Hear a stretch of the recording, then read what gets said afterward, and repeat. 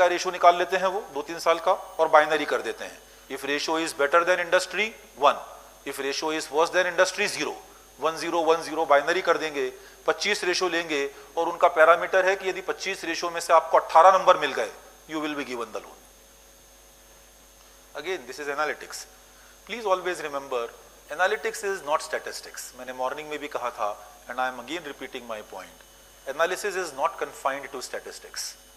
Analytics is any data which you are using for the purpose of decision making.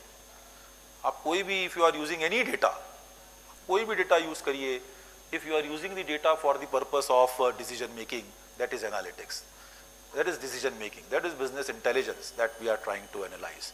तो ये examples हैं, ऐसे बहुत एग्जाम्पल्स हैं which can be shared, you no.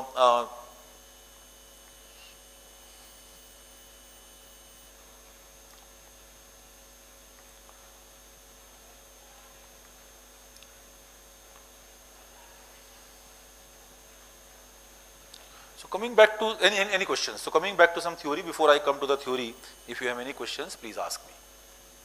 So this is what I have discussed in the morning, what is overview of business analytics, types of data analytics, then types of data which you need to be clear, and as I said, you need to be very clear on these basically, sorry,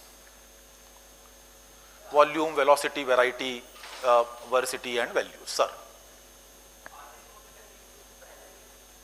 sorry, इन, हाँ, सब use कर सकते हैं आप, कोई भी। आप प्राइमरी रिसर्च में भी ये डेटा यूज हो सकता है।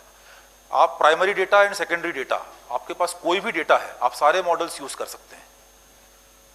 मतलब ऐसा कोई भी लिमिटेशन नहीं है कि you can not use this model in this और this, there is no limitation in those type of things. हाँ, नहीं, देखिए क्या होता है, data analytics or business intelligence is required for research purposes. Cases are required for decision making only. Cases में data की requirement drastically कम होती है, right? You don't need much data in case studies. Case studies लिखने के लिए आपको सिर्फ basic data चाहिए, elementary data. Case studies can be published in secondary, based on secondary data also, based on primary data also. Fictitious case study will not be published. तो आप एक hypothetical case study बनाकर यदि लिख देंगे तो वो पब्लिश नहीं होगा, राइट? जैसे you know, I have close to 15 case studies which are published in Harvard. मेरी 15 केस स्टडीज हैं जो हार्वर्ड में हैं। Out of that around 9 case studies are based on secondary data and 5-6 are based on primary data. अगर आप research paper की बात करें तो again I have some half research papers of my total 30 research papers in by based on secondary data. More than, I will say not half, 30 में से करीब 20 से 21 सेकेंडरी डेटा पर हैं और करीब 8-9 प्राइमरी डेटा पर हैं, राइट? जैसे one of my areas in which I do my research is on people's valuation, human resource accounting, human resource valuation, people's valuation, burnout in HR, where I combine the financial accounting concepts and the HR concepts. तो HR में जितनी भी primary research होती हैं वो primary database के ऊपर होती है, क्वालिटेटिव रिसर्च होती है, इंटरव्यूज विद पीपल, बर्नआउट के ऊपर इंटरव्यूज विद पीपल। तो दोनों में सेगमेंट अलग हैं basically. You need more data in research, you need less data in, but analytics case studies में ज़्यादा नहीं लगता है, होता है बट उतना नहीं होता है जितना आपको रिसर्च में लगाना पड़ेगा, number 1। Number 2, in business decision making also you need analytics. Number 3, यदि आपको पढ़ाना है, AI यूज करना है तो आपको डेटा एनालिटिक्स में एक्सपर्ट होना पड़ेगा, अदरवाइज आप इवन AI में भी फॉल्टर करेंगे in near future if you are not comfortable with analytics.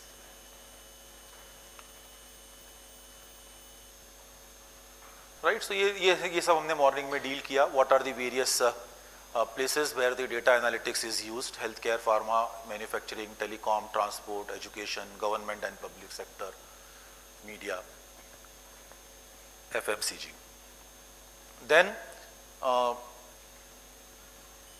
ये मैंने मॉर्निंग में कवर किया पूरा। These are the examples that cover domains in analytics. Predictive maintenance, risk scoring, अभी मैंने आपको risk scoring के मॉडल्स बताए अभी। Supply chain optimization, fraud detection, medical diagnostic, dynamic pricing, demand forecasting. Dynamic pricing के examples hospitality, airlines, right? Then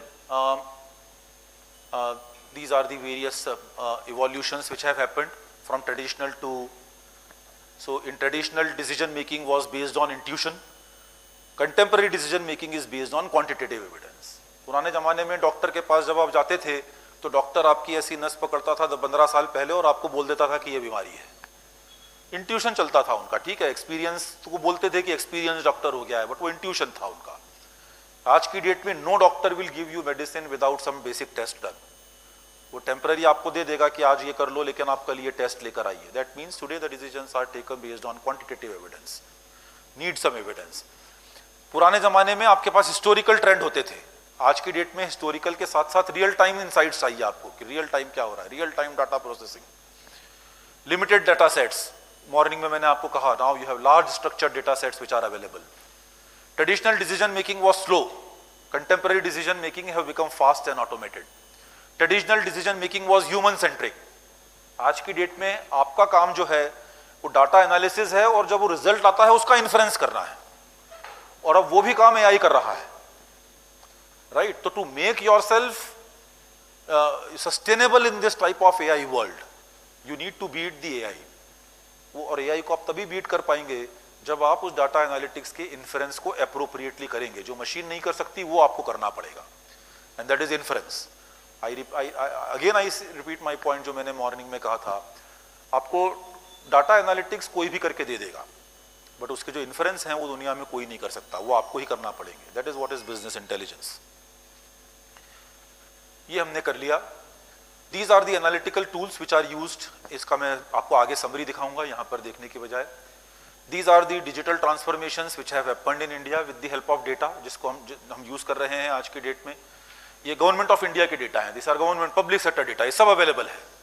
Aadhaar, UPI payment, GST invoices, DigiLocker, telemedicine and e health records, telecom usage data, e commerce footprints, everything is available and you can use this data for the purpose of decision making, right? Government push, we know ये सारा government ने है। ONDC, open network for digital commerce, this is another revolution which is coming. आप मानकर चलिए कि ONDC जो है वो पूरा इंडिया के जितने भी दूसरी वेबसाइट, ई कॉमर्स और ये सब है, सबको डिसरप्ट कर देगा आगे पीछे, right. Then you have industry adoption trends, ये मैंने आपको बता दिया, ये मैंने यहाँ लिखे भी हैं। इंडस्ट्री अडॉप्शंस कितना है, बैंकिंग में कितना है। Then there are some themes using the business analytics.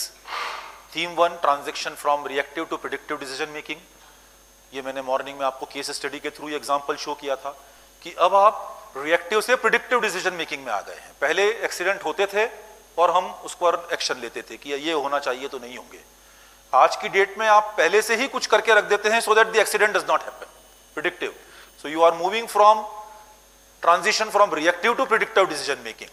Fixes issues, तो पहले हम क्या करते थे, we were fixing issues after failure, we were responding to customers complaint, we were manually doing the audits.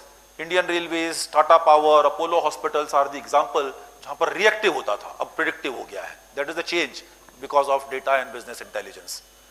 Integration of diverse data sources, right, integration हो रहा है data sources का।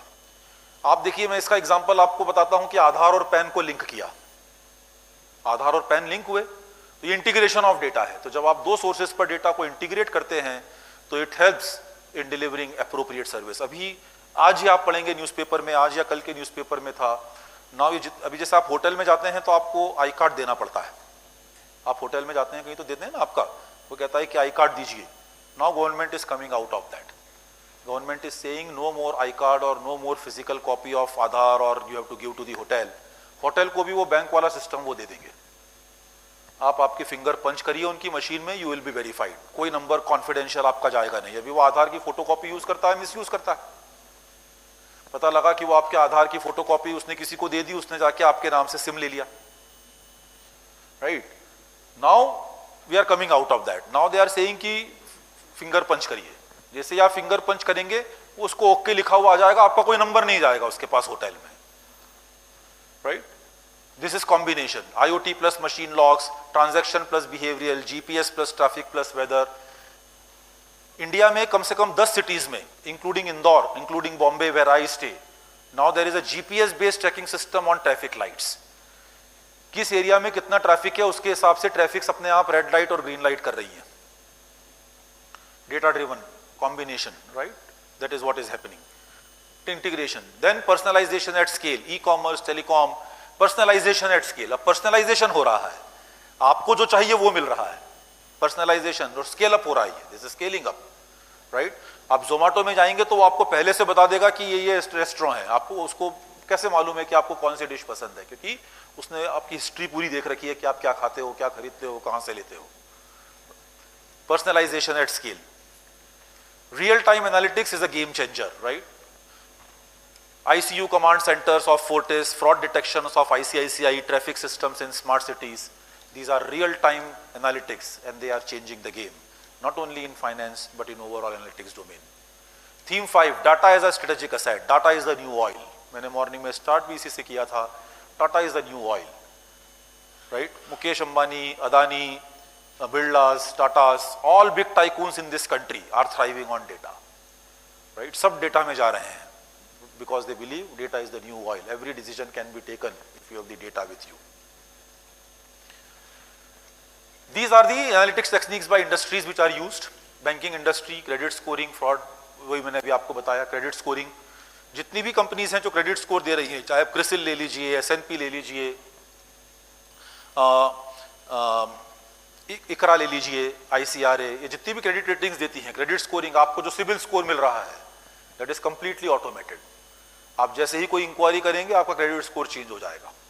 आप जैसे ही कोई लोन ले लेंगे वो सिविल में ऑटोमेटिकली मेंटेन हो जाएगा. और credit scores will be updated, right. Real time updation system is happening. So ये these are the various analytical techniques जो यूज हो रही हैं. This is the summary of what I discussed in the morning and these are the various tools which are being used in the analysis purpose. This is the level of analytics adoption. ये chart है जो मैंने अभी आपको show किया था. Banking and finance, e commerce and retail में highest adoption of technology आज की डेट में है. This is the data availability versus decision quality. Data availability versus decision quality. यदि डेटा अवेलेबिलिटी लो है तो decision quality will also be low. यदि data availability high है तो decision quality will also be high. I hope you get my point, right. So this is basically a heat map. इसको हम heat map कहते हैं. So based on 3x3 matrix, what type of data is available and what type of decision will happen. Research clearly prove करते हैं आज की date में कि if you have the optimum data, then your decision quality will be very high, right? बाकी तो ये आप that's fine, ये मैंने डिस्कस कर लिया है. Another is risk assessment in finance. तो financial risk, operational risk, compliance risk, strategic risk and reputational risk. These are the type of risk जो हम आज business analytics और financial analytics के through we are able to control or mitigate the risk. जैसे for example, bank का business, जो banking industry है, the business of bank is to take credit risk. Banks जो होती है उनका business होता है credit risk लेना. मतलब ये है कि यदि बैंक लोन देना बंद कर देंगी तो बैंक बंद हो जाएंगे, तो बैंक को लोन तो देना पड़ेगा. When banks give loan, they are taking the credit risk. वो credit risk ले रहे हैं. Credit risk ले रहे हैं means if I am giving loan to a person, जैसे आज मैंने लोन के लिए अप्रोच किया, तो bank will see my profile today. तो they will see कि okay, he is a professor, अभी तक कोई लोन नहीं है, इतना रुपए सैलरी मिल रहा है और इसको इतना लोन चाहिए, हम लोन दे देते हैं. सिविल स्कोर अच्छा है, सब कुछ अच्छा है. Means bank has given me the loan based on my present record. Now tomorrow my organization kicks me out and blacklist me. और कोई मैंने बहुत ही बड़ा कुछ फ्रॉड कर दिया, कुछ कर दिया और मुझे अब कोई दूसरी जगह नौकरी भी नहीं मिल रहा है. अब बैंक का जो लोन है वो एनपीए हो जाएगा. अब उसमें बैंक की कोई गलती नहीं है, because bank has given me the loan based on the profile as on the date when the bank was sanctioning the loan. That is the credit risk which the bank is taking. Why it is a risk? Because bank does not know that what will be my status tomorrow. कल क्या होगा. Companies को भी ऐसे ही होता है. अब देखिए, फ्रॉड अलग चीज होती है कि बैंक मैनेजर ने पैसा खा लिया, लोन सैंक्शन कर दिया, दैट इज अ फ्रॉड. अब फ्रॉड में किसी का कोई कंट्रोल नहीं है. डाटा क्या करेगा फ्रॉड में, right? I hope I am clear. Data will not do anything if somebody is intended और committed to do the fraud. Data will only help when you are sanctioning or disbursing the loan based on the present profile of the companies. So credit risk, and we can measure credit risk based on the financial data which is available. कौन default करेगा, कौन default नहीं करेगा, कितनी probability है, probability of default, There are various thousands of parameters which are used for the purpose of mitigating the risk, number one, and number two, उसके पहले analysis of the risk. I can clearly calculate that what type of risk can be calculated. These are the various analytical tools जो हम use करते हैं in finance. हम finance में sensitivity analysis use करते हैं, ये हार्डकोर फाइनेंस के टूल्स हैं. These are hardcore financial tools which are written here. Sensitivity analysis, Monte Carlo simulation, VaR, credit scoring models, risk heat maps, plots likelihood versus severity of managerial prioritisation. These are the various hardcore financial tools which we use for the purpose of analyzing the risk of the companies. The next and last part is financial forecasting. जो मैंने अभी आपको बताया था वो financial forecasting था, जो मैंने अभी Excel बताई थी आपको.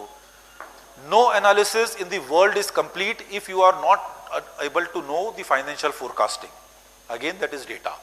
और फाइनेंशियल फोरकास्टिंग दो तरह से होती है. एक फाइनेंशियल फोरकास्टिंग होती है जिसको हम बजटिंग की लैंग्वेज में कहते हैं. बजट कभी आपने पढ़े हों यदि आप फाइनेंस के स्टूडेंट हैं. एक होता है रेकरिंग और एक होता है जीरो बेस. तो एक होता है afresh, you are starting afresh forecasting. एक होता है you are extrapolating the data of historical previous years. आप प्रीवियस ईयर के डेटा को जब एक्स्ट्रापोलेट करते हैं फॉर फ्यूचर, प्रोजेक्ट रिपोर्ट जब बनाते हैं, that is one type of financial forecasting. Financial forecasting is must. Without financial forecasting, these are the various type of forecasting that we do. तो हम revenue forecasting करते हैं. अभी मैंने आपको example दिखाया revenue forecasting का. Then we do the expenses forecasting, which is based on the various type of budgets. Then we do cash flow forecasting, where we predict the inflows and outflows of cash. And then we do profit and loss forecasting, which helps in pricing, cost control and profitability planning. Pricing एक important aspect होता है. Marketing में product की price decide करना एक data analysis के ऊपर एक सबसे इंपॉर्टेंट आज की डेट में. Most of the top B schools in this country teach pricing as a separate subject. Pricing को एक अलग सब्जेक्ट की तरह पढ़ाते हैं क्योंकि pricing is another type of data analysis which you are required to do. और ये मेथड्स हम यूज करते हैं फाइनेंशियल फोरकास्टिंग के लिए. टाइम सीरीज मॉडल्स हम यूज करते हैं, अरीमा, एक्सपोनेंशियल स्मूथिंग और मूविंग एवरेजेस. रिग्रेशन हम यूज करते हैं. मशीन लर्निंग मॉडल्स यूज करते हैं जिसमें रैंडम फॉरेस्ट यूज होता है, ग्रेडियंट बूस्टिंग यूज होती है, न्यूरल नेटवर्क यूज होते हैं, कॉम्प्लेक्स पैटर्न्स यूज करते हैं. Then we prepare the proforma financial statements. Then we do the break even analysis, NPV analysis, IRR analysis etcetera for the purpose of predicting the financial statements. तो यदि मैं इन सबको combine करूं, this is the finance. ये पूरा एक financial decision making है, combined view how these topics works together. तो कौन कौन सा एनालिसिस हम यूज कर रहे हैं और उनके आउटकम क्या है. तो ये एक this is a comprehensive slide which I have prepared so that we can understand that how the data analysis is used for the purpose of financial decision making, and with the help of some examples like bankruptcy, valuations, Altman Z-score, I am trying to give you some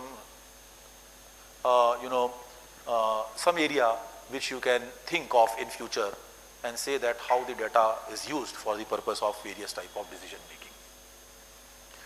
Right? बाकी तो इसमें theory है. These are some strategic advantages. Right? ये सब examples हैं, आप पढ़ सकते हैं. Data analytics when it has become the competitive advantage. Companies outperform competitors when decisions are faster, evidence-based, personalized, predictive, automated. Examples are Amazon, Swiggy, HDFC Bank. Then organizational culture matters more than tools. Analytical depends on leadership support, training, data-driven culture. अगर आपको organisation support मिलेगा तो आप data analytics कर पाएंगे, data collect कर पाएंगे, क्योंकि कुछ डेटा के लिए आपको पैसे देना पड़ते हैं, सब्सक्राइब करना पड़ता है. Then real time analytics drives maximum ROI. Benefit आपको तभी होंगे डेटा एनालिटिक्स के जब आप उसका रियल टाइम एनालिसिस करके बिजनेस डिसीजन मेकिंग कर सकें. Ethics, privacy, governance are critical. Right? India में भी लॉ आ गया है for all the ethics related, data related, privacy, protection. Then India's public sector is rapidly modernizing. आज की डेट में इंडिया का पब्लिक सेक्टर जो है जबरदस्त ग्रो कर रहा है, which is helping the data to be collected. And these are the various conclusions that you should know. Data analytics is no longer optional, it is an essential. आपके पास कोई choice नहीं है. तो अगले 4 दिन जो भी इंडस्ट्री पर्सन्स आपको पढ़ाने आ रहे हैं, you should try to make sure that you are able to take the utmost advantage of that and you are able to incorporate in your career the data analytics.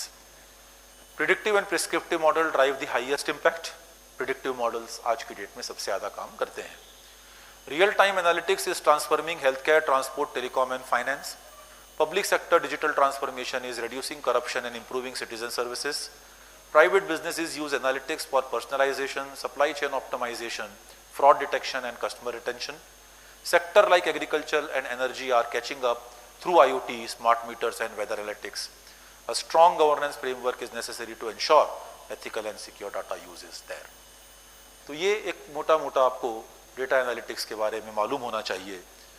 I have given you some insights on theoretical concepts. So the future of India's decision making is predictive, automated, data driven and AI powered. Organizations that embrace analytics will lead, those that delay will fall behind. So this is all about analytics that you should know, about the theory, about the use in industry, and about various type of some 3 examples I have shared regarding finance that you need to be clear with.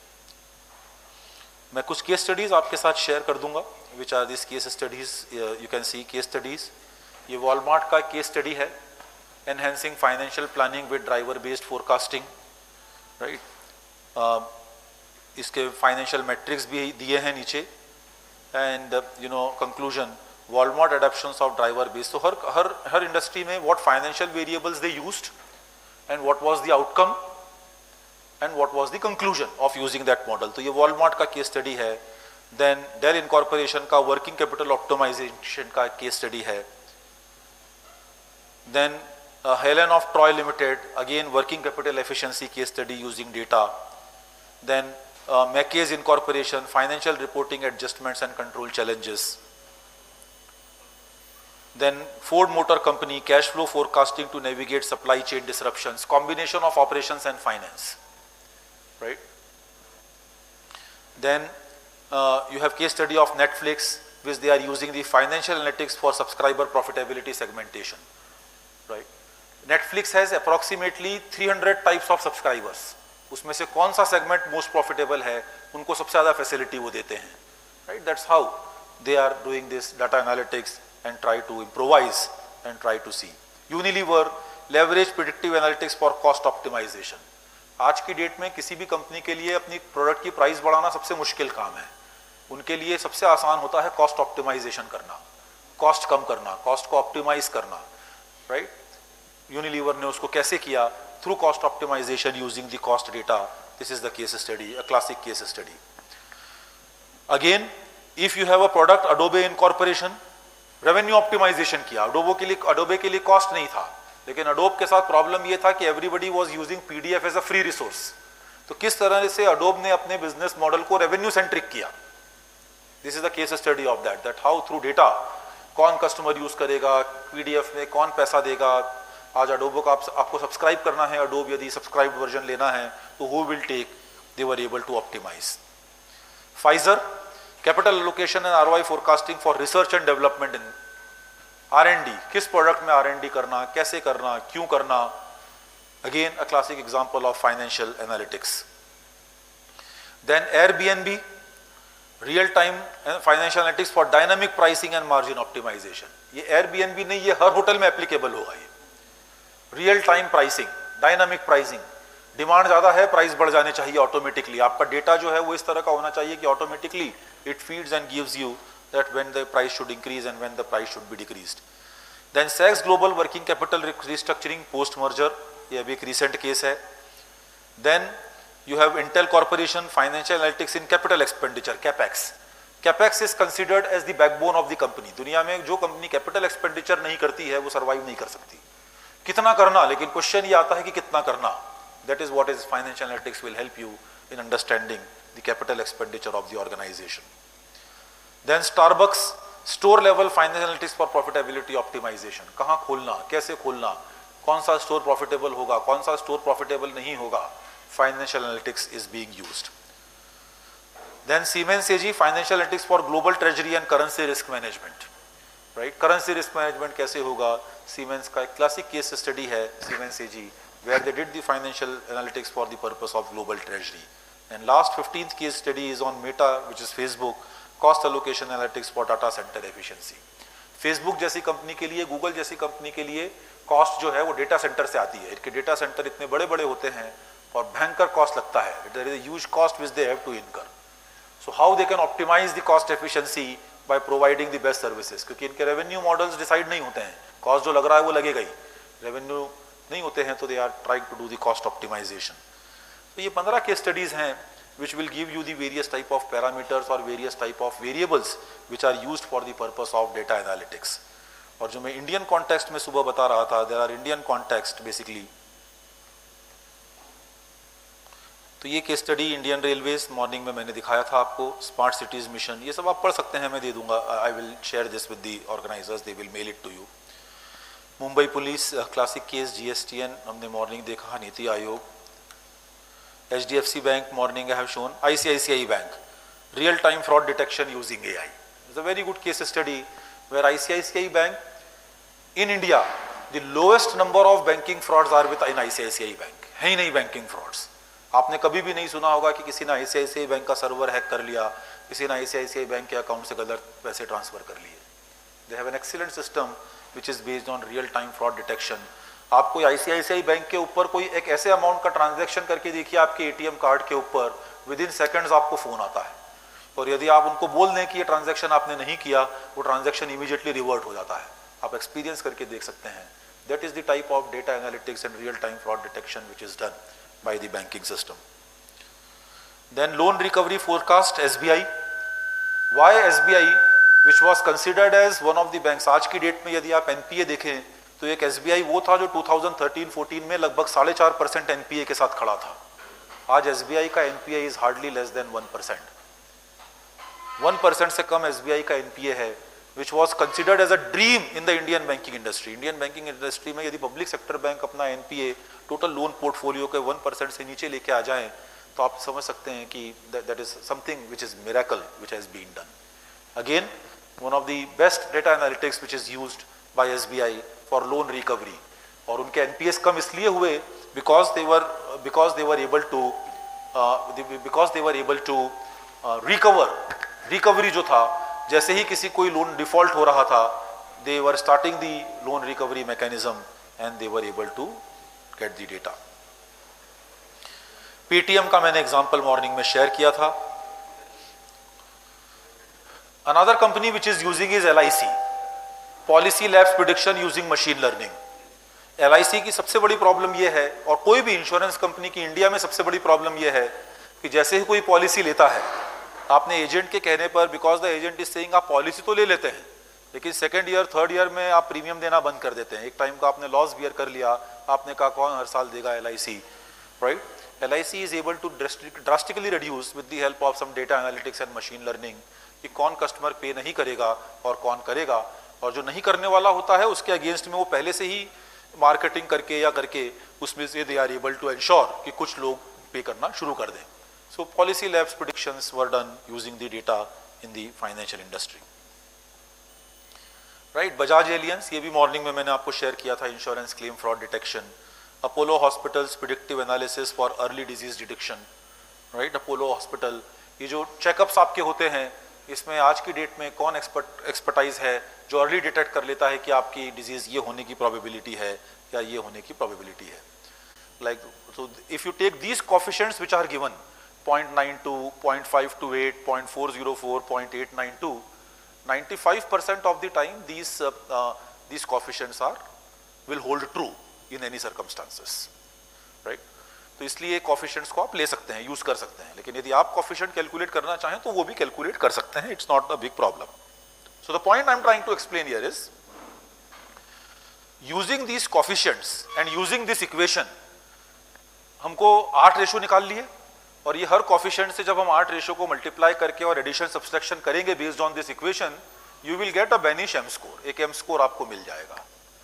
यदि M score 2.22 के ऊपर है, मतलब आप manipulator हैं, you are manipulating your financial statement. यदि आपका score -2.22 के नीचे है, तो that means you are not considered to be a earning manipulator, आप अर्निंग्स को मैनिपुलेट नहीं कर रहे हैं। और दूसरा, एनालिटिक्स में या कोई भी डिसीजन मेकिंग में हमेशा ध्यान रखिए, please always remember there is always a difference between a manipulator and a fraud. Manipulation and fraud. Manipulation और फ्रॉड में डिफरेंस है।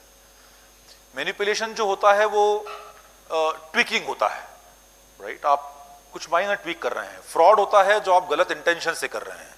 Here we are talking about manipulation. जहां फ्रॉड है, फ्रॉड डिटेक्शन के टूल्स अलग हैं। जैसे आप बहुत ही हायर लेवल पर यदि जाएंगे फाइनेंस में तो बेनफोर्ड लॉ करके होता है जिसमें हम फ्रॉड डिटेक्ट करते हैं। बेनफोर्ड लॉ, कभी आपने नाम सुना हो। So Benford law is used for the purpose of fraud detection. तो है, एडवांस टूल्स हैं। तो यदि मैं ये इक्वेशन यूज करूं, if I use this equation, if I use this coefficient and if I use this 8 ratios, I will get certain score. और वो मैंने अदानी ग्रुप ऑफ कंपनीज पे कैलकुलेट किए। ये सारी अदानी ग्रुप ऑफ कंपनीज ये रहा, Adani enterprise, Adani power, Adani transmission, और ये इनका एम स्कोर है। ये देखिए लास्ट में ये वाला column, this is their M score, Beneish M score. Now if you see this Beneish M score, तो Adani enterprise Beneish M score is -1.69। Indian context में हम बेंचमार्क 2.22 लेते हैं, राइट। यूएस कॉन्टेक्स्ट में वो उनका बेंचमार्क 1.78 लेते हैं। इंडियन कॉन्टेक्स्ट में बेंचमार्क की जो मैंने बेंचमार्क लिखा है, तो ये benchmark is 2.22 in Indian context. ये in Indian context benchmark is 2.22। In US context benchmark is -1.78। तो यदि मैं इंडियन कॉन्टेक्स्ट लूं अदानी को, तो आप देखिए, except Adani Power and Adani Ports, there is no earning manipulation which is shown by the data. This is what is, हाँ, Adani green also, right? तो ये मैनिपुलेट कर रहे हैं अपनी अर्निंग्स को। They are doing earnings manipulation based on this model, based on this data, right? अब आप now this is the data for one number of year, एक साल का है डेटा ये। लेकिन कई बार क्या होता है कि आप एक साल के डेटा के बेसिस पर किसी कंपनी का इन्फ्रेंस नहीं कर सकते, तो आपको ये 5 साल का चाहिए ये डेटा। तो आप 5 साल को कंपेयर करिए कि क्या 5 साल तक रेगुलरली कोई कंपनी मैनिपुलेशन कर रही है या नहीं कर रही है। If continuously 5 year this model is giving that a company is doing earnings manipulation, या इवन 3 साल भी यदि कोई कंटिन्यूअसली अर्निंग मैनिपुलेशन कर रहा है, तो that should be a cause for concern. वो एक कॉज ऑफ कंसर्न होता है। This is a classic example of financial analytics. This is called as financial analytics. ये हम एनालिटिक्स कर रहे हैं और डिसीजन मेकिंग कर रहे हैं। और हमारा ऑब्जेक्टिव, इसका एक्सेल भी है मेरे पास, मैं आपको एक्सेल भी शेयर करूंगा। डेटा 2 साल का डेटा आपको चाहिए, because you compare the data of the previous year with the current year. Changes आप कर लेते हैं basically from the previous year. और जो मैं आपको वेबसाइट दिखा रहा था, ये जो एक कैली स्कूल ऑफ बिजनेस का है ये। अब इसमें आप देखिए एंटर ईयर करिए, तो मैं यहाँ पर 2025 और प्रायर ईयर 2024 ये ऑटोमेटिकली आ रहा है।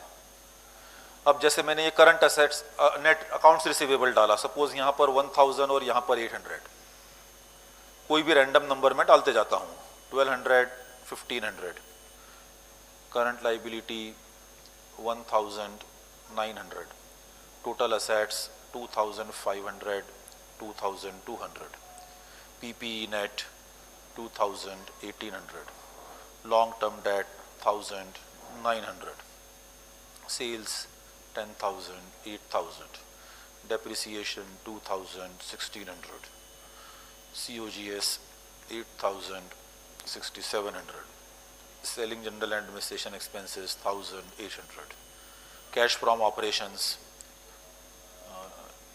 2,800, 2,900, 2,500, net income 3,500, 3,200। सो ये मैंने रैंडम डेटा डाले 2 साल के, जो आपको बैलेंस शीट से मिल जाएंगे, एंड देन आई सबमिट। ये इसने स्कोर दे दिया, देखिए।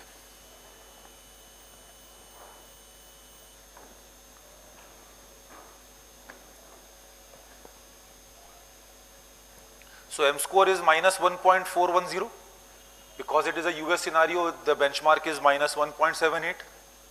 तो बेसिकली वो आपको कहता है likely manipulator, right?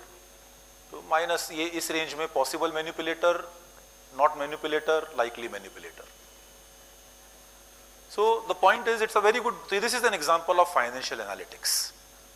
एक financial analytics का एक example है जिसके basis पर आप you can take into consideration that how the values will be taken, और वो ratios calculate हो गए, या output भी automatically आ गया. Now this is already a research which has been done. Now there are thousands of research which are happening, हम भी कुछ कर रहे हैं, where we are trying to identify कि can we use some other ratios which can give more accurate results. ये research यही है ना कि जो existing model है आप उसमें गैप निकालते हैं और उसको फर्दर रिसर्च करते हैं. So this is where data analytics, business intelligence will help you in analyzing कि whether some good output is coming or some good output is not coming or not. So any questions if you have in these type of, तो ये जैसे ये एक model है, this is one model जो earning manipulation का है. This model is classically used for the purpose of seeing that whether a company is doing earnings manipulation or not. And I hope the word is clear, earnings manipulation. आप आपकी profits जो हैं उसको manipulate तो नहीं कर रहे हैं. यदि स्कोर आपका विद इन रेंज है तब तो आप मैनिपुलेशन नहीं कर रहे हैं. But if your score is beyond the range, that means you are a likely manipulator or you are possibly a manipulator in that case.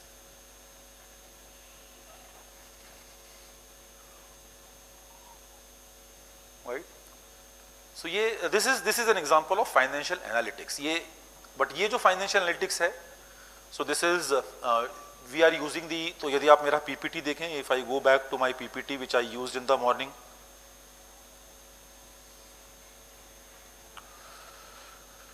right? तो ये लगभग हमने चारों चीजें की है एक ही मॉडल में. We have done all the 4 things in this model. We have done what happened because we are using the past data. तो क्या हुआ था, लास्ट ईयर का डेटा लिया है, इस साल का डेटा लिया है. Why did it happen? We are trying to find the root cause. ये हम पता लगाने की कोशिश कर रहे हैं. Prediction कर रहे हैं about the future कि whether the company is likely to be a manipulator in future or not. Present manipulator तो है ही, इसको prediction हम करेंगे कि likely regression कर रहे हैं, means you are doing prediction. And finally, what should we do? अगर है manipulator तब क्या करें? Then this is where business intelligence and decision making comes into picture. So if it is a likely manipulator, who are you? Depend इस पर करता है कि आप कौन हैं. Who are you? Who are you means if you are a banker and if this company is a likely manipulator of financial statements, you may not want to give them the loan. If you are an investor and you want to invest in the stock of the company, then you may not like to invest in that stock because you are saying कि ये तो manipulator है, hence the true picture of the company is not known and hence I should not invest. A vendor who wants to supply the goods to that particular company, if you find that this company is a likely manipulator of financial statements and true and fair picture are not shown, then that vendor may decide not to supply goods to that particular supplier. As an employee, when an employee finds that the company is doing accounting manipulation, he is worried about his future and hence he may decide not to work with such organization because he finds himself that he may not be safe in that type of organization. तो financial analytics में the usage of financial statements, the use of data is too high in the nature when it comes. मैं भी आपको एक data दिखाता हूं कि हम जब डेटा एनालिटिक्स को यूज करते हैं, और ये सब मेरे पीपीटी में है, as I said I will share. Just see that how the data analytics is used in the various sectors. तो यदि मैं फाइनेंस की बात करूं तो आप देखिए the maturity of analytics in banking and finance is very high. E-commerce and retail very high. Telecom में वेरी हाई नहीं है, हेल्थ केयर में मीडियम है, पब्लिक सेक्टर में मीडियम है, मैन्युफैक्चरिंग में मीडियम है, एग्रीकल्चर और एनर्जी यूटिलिटीज में the data analytics is emerging.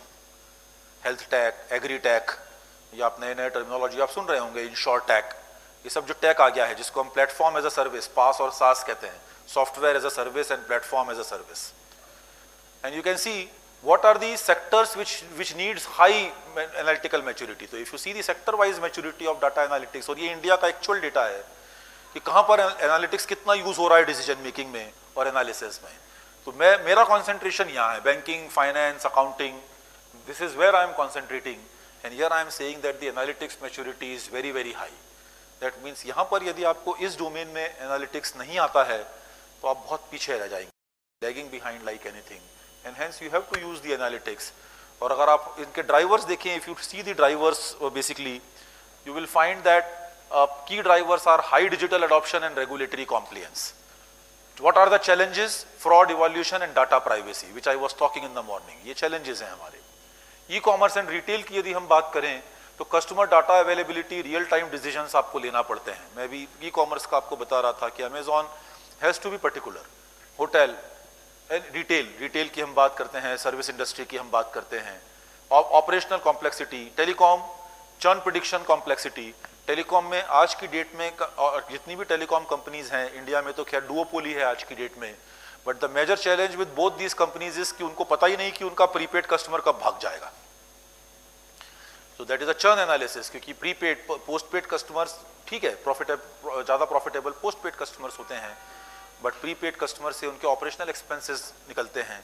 And if prepaid customers are frequently changing their services, it is not very fruitful or not very optimal for the organizations. तो ये just एक chart है which actually tells you, and with I'm just trying to link with the example of finance and accounting which I'm trying to show you. तो accounting का मैंने आपको एक example बताया जो earnings manipulation का example है, Banisham score. इसी तरह से हम bankruptcy predict करते हैं, we predict the bankruptcy, right? Any questions in this? तो ये इसमें कोई डाउट है या बैनिश में यदि कोई डाउट है तो आप मुझे बताइए। ये एक मॉडल है, participants who are interested in finance, who are interested in accounting, this actually is a very good model which they should try to use and try to show to their students when you are teaching the financial accounting and when you are teaching the balance sheet. कि if there is a manipulation in balance sheet, which is obviously there, आप ये हमेशा एक thumb rule हमेशा मानकर चलिए कि no balance sheet in the world is a clean balance sheet.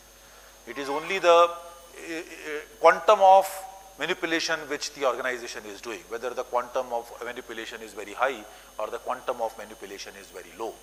That is what we have to analyze. हमको analyze वो करना है। manipulation तो होगा, clean balance sheet कुछ भी नहीं होता है, right? तो ये financial analytics का एक example मैंने आपको दिया है for decision making जो हम लेते हैं। But as I said, I repeat, जो मैंने session start किया उस point से, और अभी मैं उसकी समरी भी आपको अपनी पीपीटी में भी दिखाऊंगा। There are thousands of places in finance, accounting, economics, public policy, auditing where analytics is used. बिना डाटा के हम कुछ नहीं कर सकते। I am a hardcore finance and accounting professor and we can not do anything without data. some advantage as a finance professor or accounting professor you may have, some advantage if you want to do research in those areas is कि predominantly 95% of the work in finance accounting is done based on the secondary data, which is not there in the case of marketing and HR. In marketing and HR, predominantly it is the primary data जिस पर आपको काम करना पड़ेगा। Operation supply chain में हम existing data पर काम करते हैं। Supply chain में हम existing data लेते हैं कि if I am supplying the goods from one place to other, what are the bottlenecks I am facing, what are the challenges I am facing। यदि मुझे just in time करना है तो existing data क्या है and how I can convert it into the just in time system. So as I said, it is the mix of primary and secondary data which you have to take into consideration. But most of the financial analytics or financial research or accounting analytics, accounting research is typically based on the concept of secondary data. It is the secondary data जो हम लेते हैं। ये भी secondary data based है।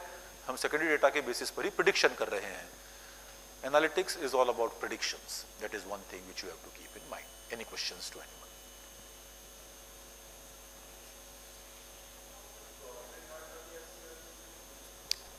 हाँ, आप government data भी प्रेडिक्ट कर सकते हैं, मिलेंगे डेटा आप। और गवर्नमेंट का डेटा तो और इजीली अवेलेबल है क्योंकि गवर्नमेंट को पब्लिक डोमेन में डेटा डालना पड़ता है। प्राइवेट कंपनीज का डेटा या प्राइवेट डेटा तो फिर भी एक चैलेंज हो सकता है, बट गवर्नमेंट डेटा कभी भी चैलेंज नहीं रहेगा। आपको कोई भी गवर्नमेंट डेटा कहीं ना, हाँ, गवर्नमेंट डेटा आपको कहीं भी कैसे भी कभी ना कभी मिल जाएगा। You will not find much problems when you are getting the government, when you are trying to collect the government data. और पब्लिक मतलब ये जो अभी जैसे यूपीआई डेटा है तो आपको पर्सनल डेटा भले ही नहीं मिलेगा, you will not get the personal data but you will get the quantum data. जैसे फॉर एग्जांपल आज की डेट में यूपीआई में कितने ट्रांजैक्शन पर डे हो रहे हैं, that data is available. Second, in which segment the UPI is happening, segment wise classification of data. तो segment wise classification of data भी है कि रिटेल में इतना यूज हो रहा है, वेजिटेबल वेंडरी में इतना यूज हो रहा है, रिटेल शॉप्स पर इतना यूज हो रहा है, टेम्पल्स में इतना यूज हो रहा है। मतलब दैट डेटा इज देयर और वो पब्लिक डोमेन में अवेलेबल है। You will get that type of data. So getting data is not a big problem. And similarly companies की यदि मैं बात करूं तो जैसे आपने गवर्नमेंट का बात किया, पब्लिक लिमिटेड कंपनीज का maximum data is available. Private limited companies का भी आप मुझे नाम बताइए किस प्राइवेट कंपनी का डेटा आपको चाहिए। हर प्राइवेट कंपनी का डेटा अवेलेबल है आज की डेट में, मतलब कोई जरूरी नहीं है कि पब्लिक लिस्टेड कंपनी हो। We have database on which we can even get the private company data. So data is not a problem, as I said in the morning also, आज की डेट में data is not a problem at all. आपको जो data चाहिए वो data मिलेगा। Even आपको marketing के डेटा मिलेंगे, HR के डेटा मिलेंगे, right? Data is not a big issue. The only thing is some may be paid data, some may be unpaid data. सब कुछ डेटा के लिए आपको सब्सक्राइब करना पड़ेगा, कुछ फ्री में मिल जाएंगे, but data is there.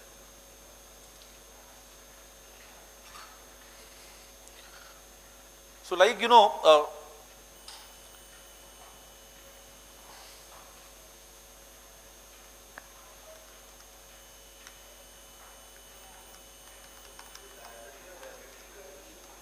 sorry?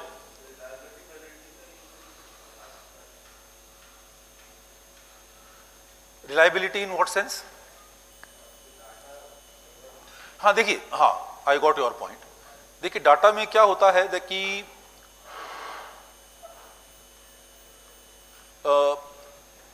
वेरिफिएबिलिटी and credibility of data is a big question in the world. और जो मैंने मॉर्निंग में कहा था मैं वो फिर रिपीट कर रहा हूं कि यदि आपका डेटा क्रेडिबल सोर्स से नहीं है तो आपकी रिसर्च पब्लिकेशंस तो नहीं होंगे। मतलब let us be clear with that. अब जैसे मैं आपको दिखाता हूं, I will show you some data. जैसे मैं अपना कुछ रिसर्च वर्क आपको दिखाता हूं।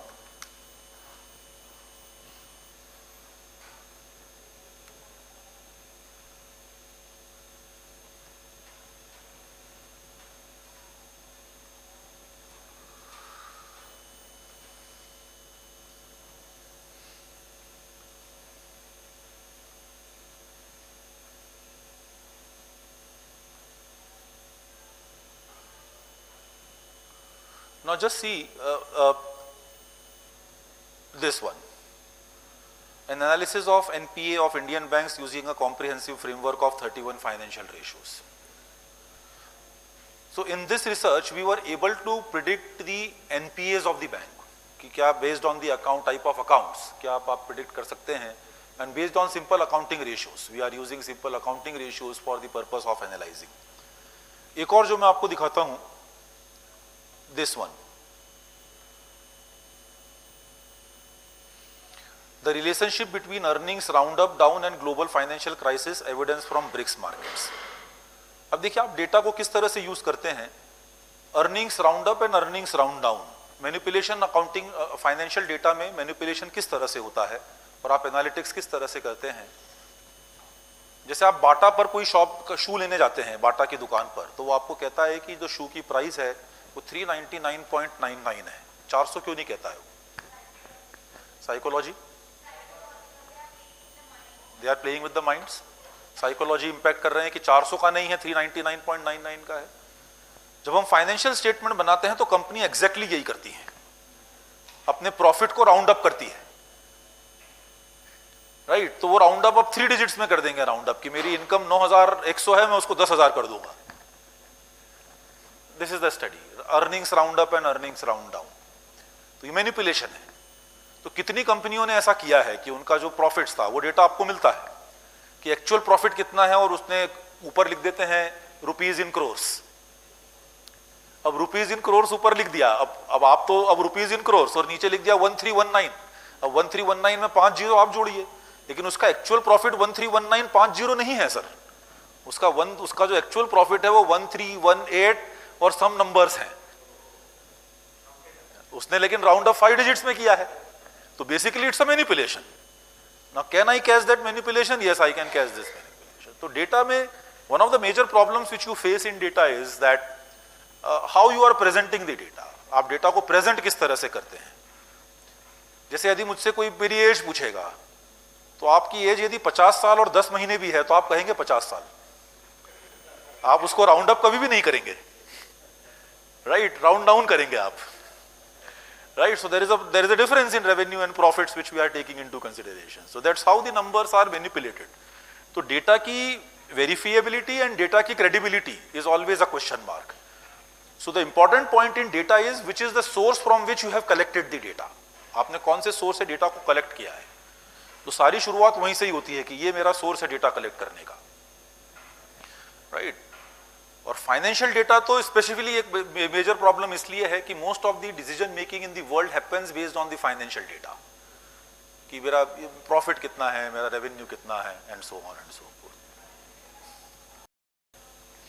So this is one thing which you need to be clear with कि in analytics आप कहाँ खड़े हैं, right? So as I said, we are talking about banking, finance, we are talking about accounting, we are talking about auditing. So where we are standing and what type of data we need, and that is basically the base of any type of analytics. तो ये एक example मैंने आपको दिया जिसको हम Benny-Shem-Score model कहते हैं. It's a very good model for the purpose of analyzing.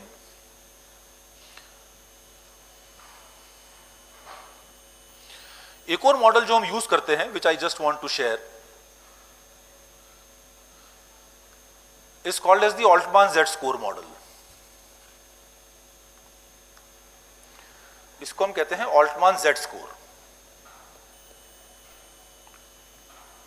Altman Z-score model.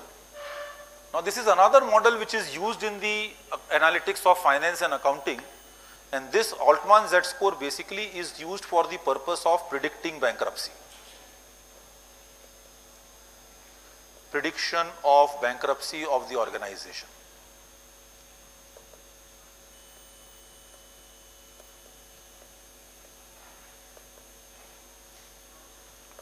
तो मुझे यदि ऑर्गेनाइजेशन की किसी भी कंपनी की बैंक्रप्सी प्रिडिक्ट करना है, and let me tell you, when it comes to research, accounting and finance में, अकाउंटिंग एरिया में specifically, earnings manipulation and bankruptcy prediction are the two most research areas in the world.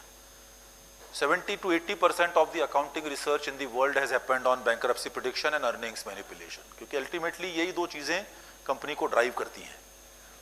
यदि companies earnings manipulate नहीं कर रही हैं, they will be strong, and if in the based on the prediction, यदि company future में bankrupt होने की कोई प्रोबेबिलिटी नहीं है, इसका मतलब यह है कि the company will survive for a very long time. Bankruptcy prediction, bankruptcy means दिवाला हो जाना, बंद हो जाना, कंपनी की फाइनेंशियल पोजीशन ऐसी है, and this is based on the financial data. So which tells me that if the bankruptcy prediction is coming, it indicates that the company is going to become bankrupt in near future.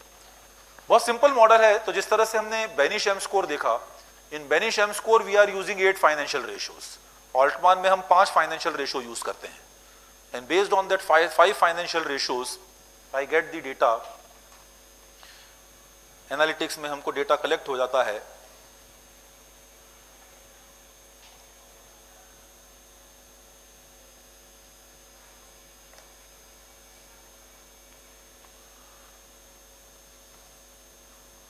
Now this is Altman Z-score basically.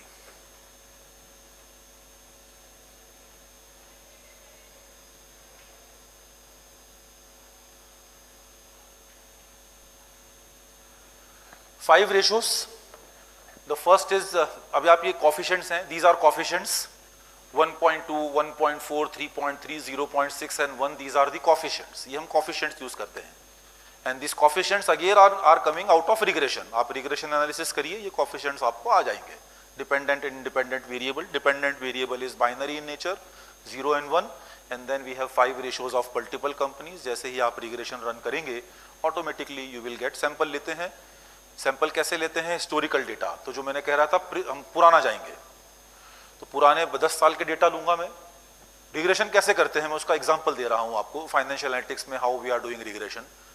So I will take data of last 25 years of all the 500 companies in India, और उन 500 companies में से मैं देखूंगा कि कितनी company bankrupt हुई हैं पिछले 25 साल में.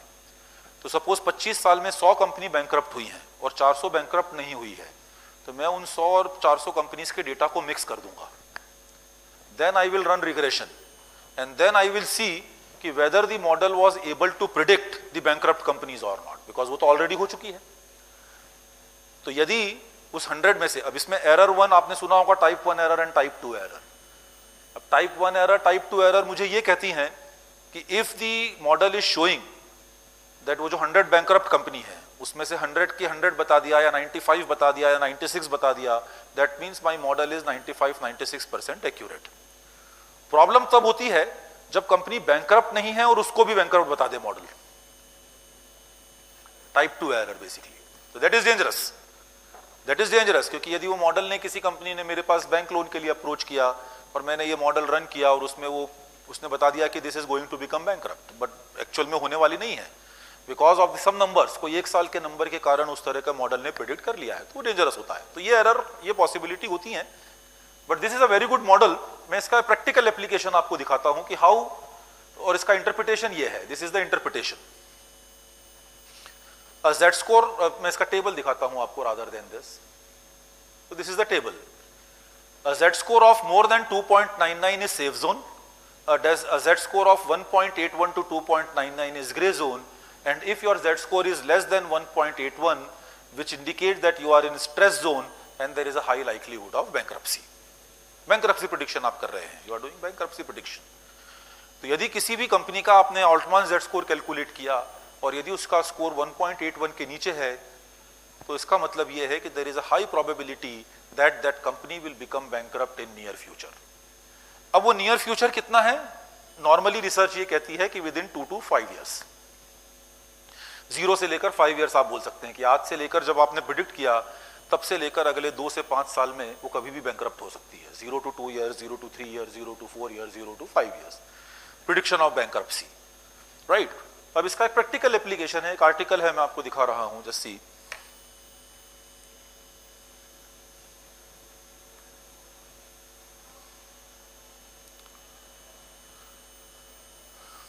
Now see this company Hathway, right. इसका हाथवे का बैंक ऑल्टमान जेड स्कोर हमने कैलकुलेट किया 1.78, this a published article. Hathway became bankrupt, Hathway was taken over by Reliance Industries Limited. Ultimately ये बैंकरप्ट हुई, बैंकरप्ट होने वाली थी, लेकिन आप 1.78, स्कोर 1.81 से नीचे है, that means there was a possibility that this company will become bankrupt. और ये अल्टीमेटली डिक्लेयर्ड बैंकरप्ट नहीं हुई, but as a stressed company it was purchased by Reliance. बहुत कम कीमत में as a stressed company it was purchased by Reliance. Next example, Adani ports and SEZ, Altman Z score was 1.71, ये बच गई, right. इसके रीजंस हैं, लेकिन इसका 3 साल पहले 4 साल पहले प्रेडिक्शन हुआ था कि ये बैंकरप्ट हो जाएगी, और ये बैंकरप्ट हो जाते यदि इनको गवर्नमेंट फंडिंग नहीं मिली होती तो, या सपोर्ट नहीं मिला होता तो, right. Adani ports and SEZ, now today it has become an excellent company. Then Shri Renuka sugars 1.68, आज भी स्ट्रेस्ड है ये, right, it is not doing well. ये गवर्नमेंट, ये भी कंपनी क्यों बची हुई है अभी तक? बिकॉज ऑफ द ये पेट्रोल में जो एथेनॉल मिक्सिंग हो रहा है, तो ये शुगर केन जब आप प्रोसेस करते हैं तो द रेसिडुअल इज एथेनॉल, तो ये एथेनॉल ब्लेंडिंग गवर्नमेंट ने पेट्रोल में जब से शुरू किया तो ये कंपनी सर्वाइव कर गई, बट ये again high probability of bankruptcy. Great eastern shipping 1.68, ये सब ऑल्टमान जेड स्कोर हैं। देन एजुकॉम सॉल्यूशन, आपको पता है ये बैंकरप्ट हो गया, 1.59 वाज द स्कोर। आप देखिए जैसे जैसे स्कोर नीचे जा रहा है, the companies you will find that they became bankrupt. तो Educomp solution it became bankrupt, survive नहीं कर पाया ये। Adani enterprise 1.53, high risk company. Bharti Airtel 1.53, right. So some good companies, Jaiprakash associate 1.48, ये बैंकरप्ट हो गया। ये अभी ऑक्शन में Adani is purchasing this company, IBC में, इंसॉल्वेंसी एंड बैंकरप्सी कोड में। Now this is the power of data basically which tells you JSW Energy 1.43, Cox and Kings 1.41, Cox and King file ने bankruptcy file कर दिया था। ITNL 1.39, it became bankrupt, बंद हो गई company. IRB 1.36, बंद हो गई company.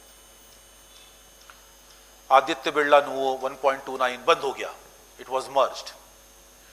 Power grid 1.11, because of the government company it survived, government ने फंडिंग किया। Power Grid was 100% government of India organization. Lenco Infratech 0.88, बंद हो गई company, bankrupt, Lenco Infratech। India Bulls Power 0.64, बंद हो गई, bankrupt. Then, so these are the list of companies which became bankrupt based on the Altman Z score. So you will find that this is the power of analytics. ये analytics का power है. ये मैंने सिर्फ एक example आपसे share किया है. और यदि आप if you go to some sites like screener पर यदि आप जाएं, screener is one of the most used finance database for the purpose of doing any type of data analytics. यहाँ पर सारा डेटा आपको फ्री में हर कंपनी का मिल जाता है. तो फॉर एग्जांपल आप यहाँ पर किसी भी कंपनी का नाम लिखिए, जैसे अदानी पावर, तो आप देखिए ये अदानी पावर में ऑल्टमान जेड स्कोर 5.25 दिया है. तो आप स्क्रीनर पे कोई भी कंपनी का नाम लिखिए, यहाँ पर आपको ये सारा डेटा मिलता है. तो Adani Altman Z score is 5.25. तो Altman Z score is published by the database. And how to calculate, वही मैंने आपको दिखाया अभी. This is the power of analytics. ये एनालिटिक्स का पावर है. सो these two examples जो अभी मैंने आपसे शेयर किए, एक बेनिश एम स्कोर शेयर किया which is of earnings manipulation. Second मैंने आपसे शेयर किया which is of bankruptcy prediction. अब third example which I am sharing, which is the comprehensive example, and then I'll come to the theory and various questions. जो मैंने शुरू में Excel खोला था. Now this is the of a company. ये मैं Excel आपको एक्सप्लेन करूंगा कि इसमें हमने क्या किया है. So this is the valuation of the company जो हमने लास्ट ईयर किया, डेटा को एनालाइज किया फॉर द पर्पस ऑफ, ये मैंने क्लाइंट के लिए हमने एक काम किया था. म्यूचुअल फंड AMC, एक म्यूचुअल फंड AMC है. They wanted to invest in this company called as Caplin Point. Public limited company है, लिस्टेड कंपनी है मार्केट में.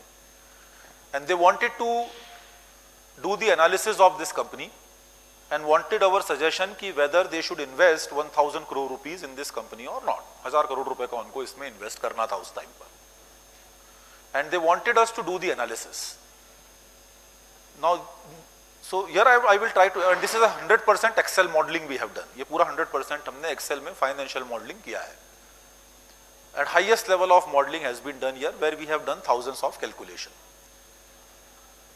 अब जब भी आप कोई फाइनेंशियल मॉडलिंग करते हैं तो हमको क्या होता है कि हमको प्रिडिक्शन करना पड़ता है फ्यूचर के बारे में, कि ये जो कंपनी है, जिस कंपनी का मैं वैल्यूएशन कर रहा हूं, ये कंपनी फ्यूचर में कैसा परफॉर्म करने वाली है, how this company is going to perform in future. And based on the company's performance in future, company जो फ्यूचर में परफॉर्मेंस करने वाली है, और यदि उस तरह से उसने परफॉर्म किया तो उसका शेयर प्राइस आज की डेट में क्या होना चाहिए और क्या है. The 100% of the equity markets of the world is based on this fundamental which I am telling you. इसको हम typically valuation की language में discounted cash flow analysis कहते हैं, DCF analysis, discounted cash flows. That means I am predicting कि अगले 10 साल आपको cash flow कितना मिलने वाला है, फिर मैं उस cash flow का present value निकालूंगा और उस present value के basis पर मैं शेयर कंपनी के शेयर की प्राइस को predict करूंगा. I am predicting the price of the share price. I am predicting the share price of this company. अब देखिए किस लेवल पर आप डेटा को यूज कर सकते हैं. Just see the type of modelling. तो ये जो आप डेटा देख रहे हैं, जस्ट आई एम कुछ मैं छोटा, मैं पूरा मॉडल तो नहीं बता पाऊंगा, but I am just giving you an overview कि हम what is the power of analytics. तो ये जो 3 फोरकास्ट आप देख रहे हैं, best case, base case and worst case. और ये जो आप देख रहे हैं, this Latin America, USA, Africa and other income. तो ये कंपनी जो है, इसके प्रोडक्ट ये 3 कंट्रीज में बेचते हैं. लैटिन अमेरिका में बेचते हैं, USA में बेचते हैं और अफ्रीका में बेचते हैं. प्लस इस कंपनी को अदर इनकम होती है. हमने क्या किया कि 2023 के एंड में इसको प्रिडिक्ट किया और हमने 10 साल का प्रिडिक्शन किया कि अगले 10 साल ये कंपनी किस तरह से ग्रो करेगी. तो ये अगले 10 साल का ग्रोथ डेटा है ये.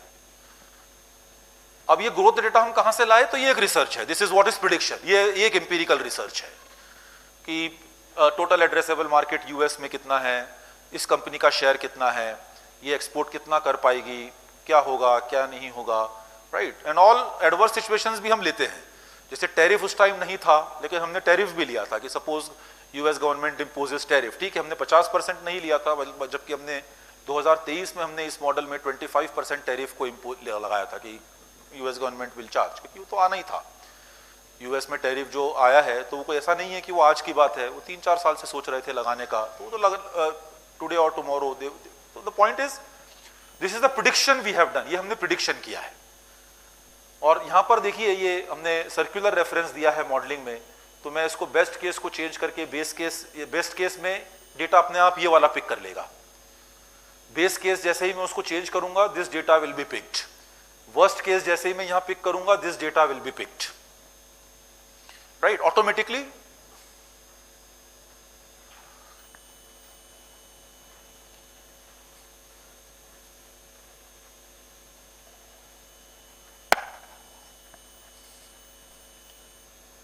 अच्छा, मुझसे शायद बटन प्रेस हो गया होगा। सो automatically we will be picking, automatically the model will predict this data if I change that. This is analytics. This is what is hardcore analytics which you should do. अब आप देखिए इसमें हमने बहुत सारी चीजें की. I will not go into each and everything, but I will just show you the final outcome. जो मैं मॉर्निंग में बात कर रहा था डैशबोर्ड की. अब देखिए डैशबोर्ड कैसा दिखता है. तो this is the dashboard. Now this is the final outcome. ये sorry, this is the final outcome. ये एक फाइनल आउटकम है जो मैंने हाईलाइट किया है. ठीक है. अब जिस दिन हमने ये वैल्यूएशन किया 2023 दिसंबर में हमने ये वैल्यूएशन किया, उस दिन इस कंपनी का शेयर प्राइस वाज 812 रुपए, 812 रुपीज मार्केट में शेयर प्राइस चल रहा था. फिर हमने ये सारे ड्राइवर्स निकाले. These are the various drivers. Again you can see the drivers. Reasons to choose: Pharma along with WorkX, emerging and growth driven company, net debt free company, 8 roads invested, global venture capital firm, company based out of South India.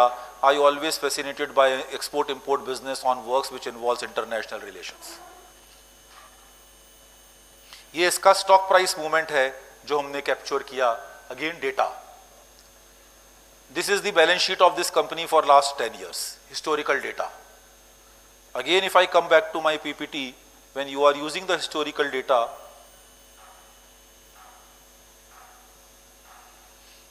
descriptive analytics, we are summarizing the historical data.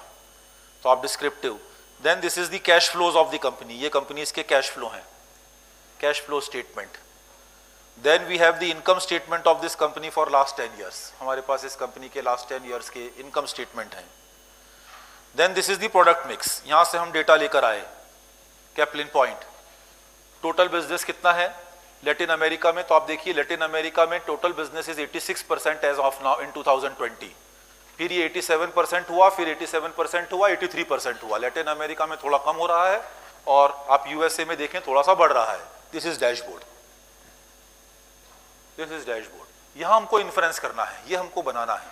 This is where your BI, business intelligence, power analytics, power BI, ये यहां आपको help करेगा. अब यदि मुझे predict करना है तो ये और ये you know all this maps have been made. ये हमने बनाया किस जगह पर कौन सा प्रोडक्ट बिक रहा है. राइट. ये ब्लू वाला आप देखिए अफ्रीका में revenue is coming from generic brands. Green वाली जगह पर the revenue is coming from injectable and optometric और manufacturing and export of various things. Right. And you can see 70% export. ये इंडियन सिनारियो है. ये चाइनीज 35% एक्सपोर्ट है. So Chinese are expert in raw material. तो Chinese जैसे मुझे यदि pharma India में बनाना है तो रॉ मटेरियल मुझे चाइना से लेना पड़ेगा. China is not an expert in making pharma. China is supplier of raw material. Pharma hub India है. इंडिया में हम लोग मेडिसिन का एक हब है. तो ये सारा डेटा हमने निकाला. And then based on this 23 तक का ये डेटा हमने दिसंबर तक का कलेक्ट किया. And then we predicted for the future. फिर हमने इसको अगले 10 साल का हमने एक प्रेडिक्शन किया, which is basically what is financial analytics. तो इस तरह से ये this is called as a dashboard. तो ये हमने एक डैशबोर्ड बनाया. Then this is assumptions. हमने assumptions क्या लिए? Right? No analytics in the world can be done if you are not making assumption. आप analytics कर रहे हैं, analytics में आप prediction कर रहे हैं. Whenever आप भले मार्केटिंग एनालिटिक्स करें या एचआर एनालिटिक्स करें या ऑपरेशन एनालिटिक्स करें, supply chain analytics, if you are doing any type of analytics you are doing, no analytics in the world will be complete if you are not doing prediction. Prediction तो आपको करना पड़ेगा. और जहां भी आप prediction करेंगे you have to do assumptions, you have to make assumptions, you have to think how are these assumptions coming. वो अजम्पशंस ऐसे ही आते हैं जो आप रिसर्च का हाइपोथेसिस बनाते हैं. That they are assumptions. आप जो रिसर्च हाइपोथेसिस बनाते हैं वो आपका अजम्पशन है. So exactly the same way there are certain assumptions that we have made, right? तो ये अब सारे जो हमने assumptions लिखे हैं, I don't want to get into the detail. I just want to highlight that analytics is complete if you are not doing the assumptions. Assumptions तो आपको करना ही पड़ेंगे. You have no choice basically other than doing the assumptions. आपको ये assumptions जितने भी हैं, and you have to make these assumptions from research basically. इसके लिए आपको कुछ empirical evidences, कुछ research आपको लेके आना पड़ेगा. And finally this was the sheet which I was showing you.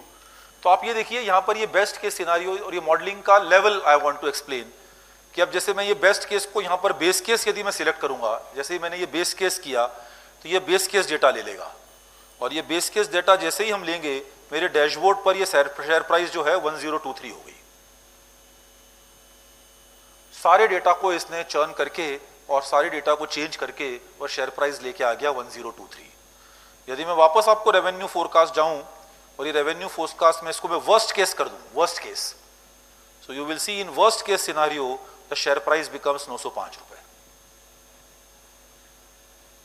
This is the power of analytics. तो ये हमने जब किया और इसका पावर क्या है, आप मैं आपको उसका एग्जांपल देता हूं कि जिस दिन हमने ये वैल्यूएशन किया उस दिन इसका कंपनी का प्राइस 812 रुपए था. 2023 की हम बात कर रहे हैं, दिसंबर की, जनवरी 2024. वर्स्ट केस सिनारियो में इस कंपनी का प्राइस 905 होना चाहिए, राइट? तो यदि आप इसका एक्चुअल प्राइस देखें आज की डेट में, right, so if you see the 5-year data, January 2025 the share price was 2500 rupees. 900 रुपए का शेयर 2500 रुपए 1.5 साल में, 2 साल में बिक रहा था. सो if you use analytics appropriately, analytics will give you results, right? और फिर पूछते भी हैं, जैसे जिसके लिए हमने ये काम किया, तो the CEO of the company asked कि when I presented this data, he said, will you invest in this company based on your data analytics? तो आपको confidence उस level का होना चाहिए. So I said that I already invested while I was doing this work. So your analytics, and this confidence will only come when you have collected the data appropriately. क्योंकि आप prediction कर रहे हैं, आप assumption कर रहे हैं, और यदि आप prediction और assumption कर रहे हैं, if you are doing the prediction and assumption, then you need to be very clear that your assumptions and predictions should come from empirical evidences. आपके जो assumptions और predictions हैं वो empirical evidences से आना चाहिए. यदि आपके assumptions और predictions empirical evidences से नहीं आते तो your analytics will never be successful. So any questions if you have? ये मैंने आपको 3 analysis show किए. These are the classic examples of earnings manipulations, fraud detection, bankruptcy prediction. And ये एक एग्जाम्पल मैंने आपसे शेयर किया, which where we are using the financial analytics for the purpose of identifying the share price of the company. और जहाँ तक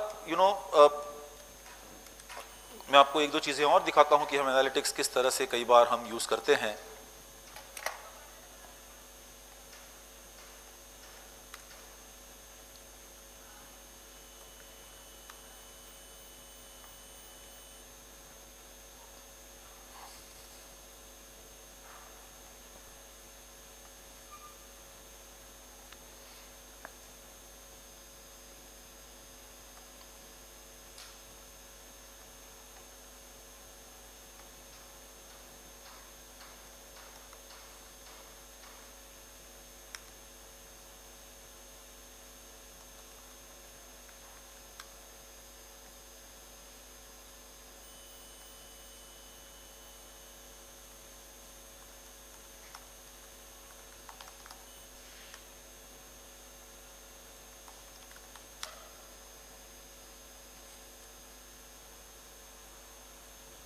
Just I am showing you one case. This is my own case which is based on how we are using the financial statement analysis for the purpose of sanctioning and disbursing the loan to the company. The simple ratios के basis पर, तो ये एक actual case है आनंदम manufacturing company where if you read this, the owner of Anandam approached the bank for additional funding to meet the growing requirement of his garment manufacturing firm. The owner was confident about the financial prospect of his firm with its fourfold increase in revenue and phenomenal increase in profit after taxes over the last 3 years. In the lengthy discussion with the bank manager, the owner shared the development of his company and dynamics and growth opportunities, etc., etc. Determining the health of the company would involve preparing a trend analysis, common size statement, interpreting selected ratios, and preparing a basic statement of cash flow. Was the Anandan company a good candidate for receiving a loan? Just by using the ratios, and let me tell you, 95% of the banking industry आज की date में term loan sanction करने के लिए ratios use कर रहे हैं। तो वो सेक्टर एनालिसिस कर देते हैं कि ये सेक्टर का एवरेज रेशियो है, और फिर कंपनी का रेशियो निकाल लेते हैं वो 2-3 साल का, और बाइनरी कर देते हैं। If ratio is better than industry 1, if ratio is worse than industry 0, 1 0 1 0 binary कर देंगे। 25 रेशियो लेंगे और उनका पैरामीटर है कि यदि 25 रेशियो में से आपको 18 नंबर मिल गए, you will be given the loan. Again this is analytics. Please always remember, analytics is not statistics. मैंने मॉर्निंग में भी कहा था, and I am again repeating my point, analysis is not confined to statistics. Analytics is any data which you are using for the purpose of decision making. आप कोई भी, if you are using any data, कोई भी data use करिए, if you are using the data for the purpose of decision making, that is analytics, that is decision making, that is business intelligence that we are trying to analyze. तो ये examples हैं, ऐसे बहुत examples हैं which can be shared, you know,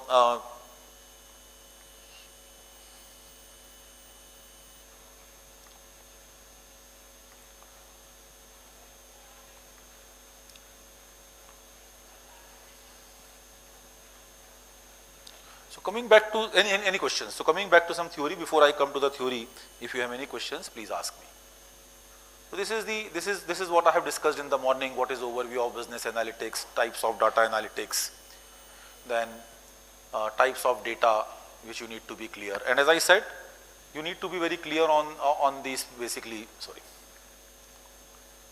volume, velocity, variety, veracity, and values. Sir. Sorry, इन, हाँ, सब use कर सकते हैं आप। कोई भी, आप प्राइमरी रिसर्च में भी ये डेटा यूज हो सकता है।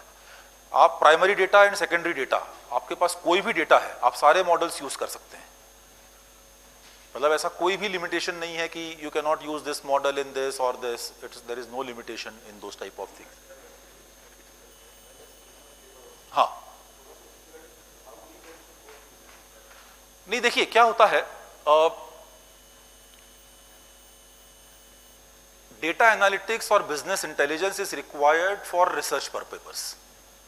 Cases are required for decision making only.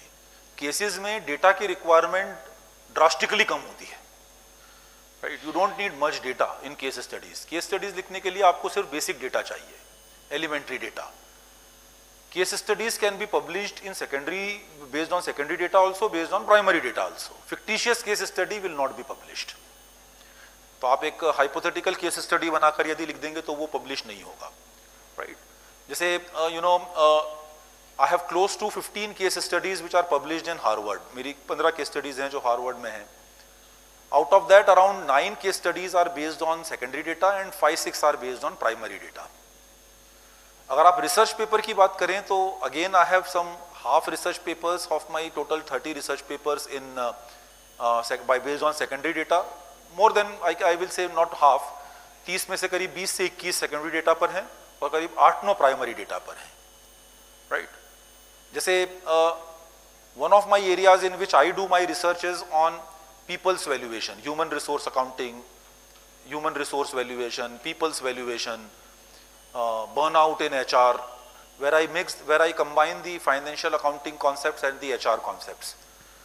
तो HR में जितनी भी प्राइमरी रिसर्च होती हैं वो प्राइमरी डेटाबेस के ऊपर होती है, क्वालिटेटिव रिसर्च होती है, इंटरव्यूज विद पीपल, बर्नआउट के ऊपर इंटरव्यूज विद पीपल।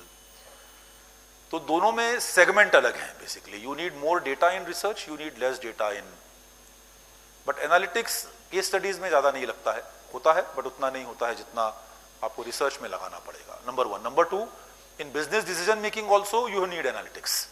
नंबर 3, यदि आपको पढ़ाना है, AI यूज करना है, तो आपको डेटा एनालिटिक्स में एक्सपर्ट होना पड़ेगा। अदरवाइज आप इवन AI में भी फॉल्टर करेंगे in near future if you are not comfortable with analytics.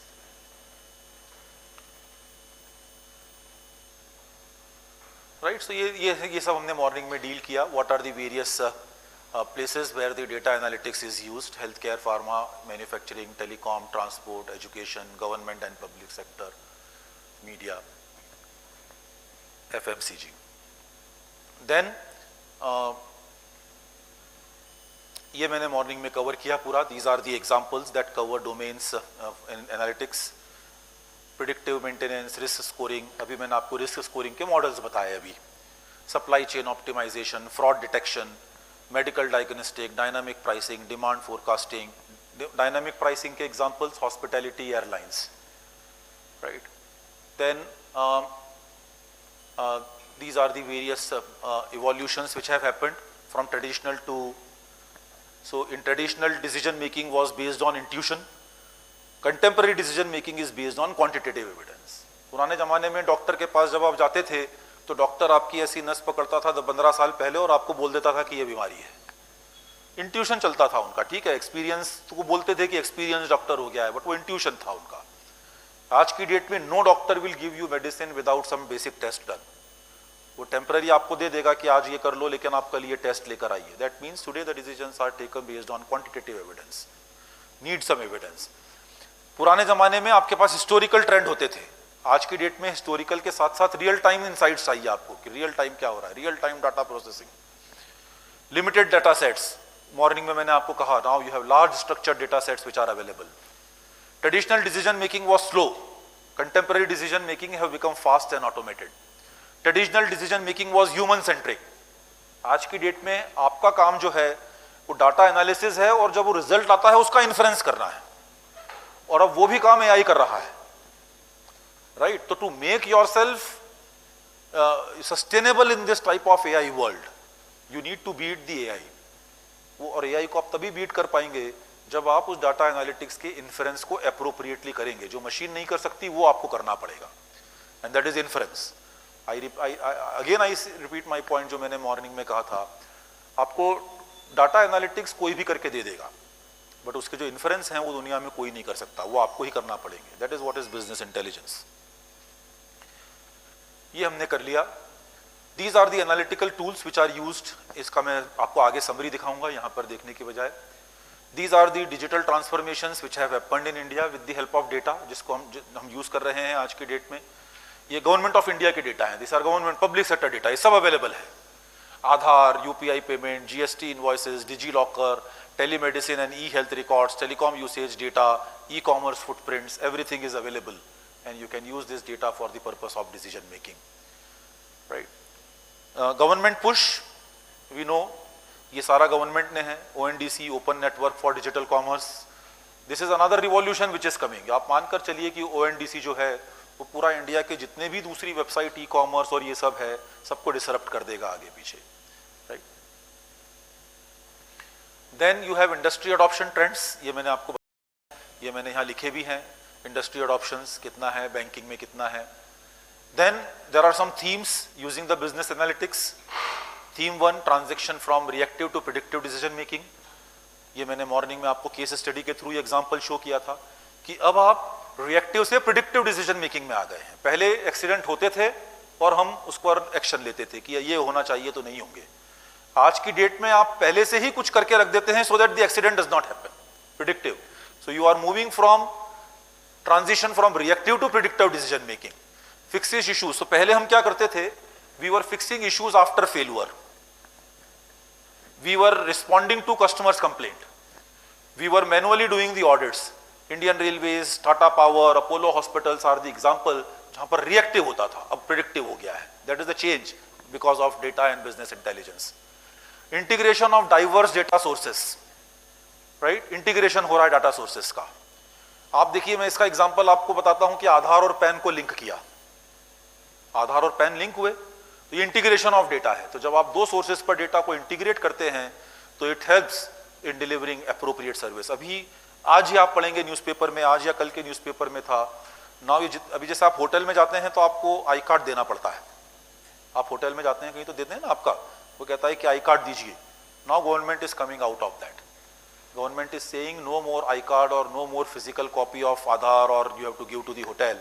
Hotel को भी वो बैंक वाला सिस्टम वो दे देंगे. आप आपकी फिंगर पंच करिए उनकी मशीन में, यू विल बी वेरीफाइड. कोई नंबर कॉन्फिडेंशियल आपका जाएगा नहीं. अभी वो आधार की फोटोकॉपी यूज करता है, मिस यूज करता है.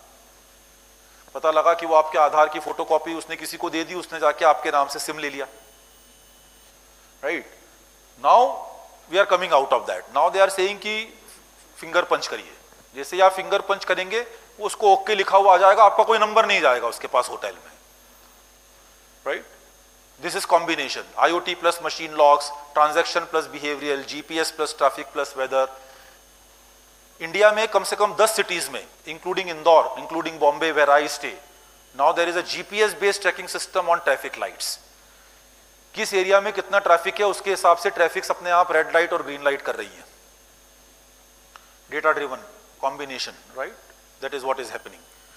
Integration, then personalisation at scale, e commerce, telecom, personalisation at scale. अब पर्सनलाइजेशन हो रहा है, आपको जो चाहिए वो मिल रहा है, पर्सनलाइजेशन और स्केल अप हो रहा है. This is scaling up, right?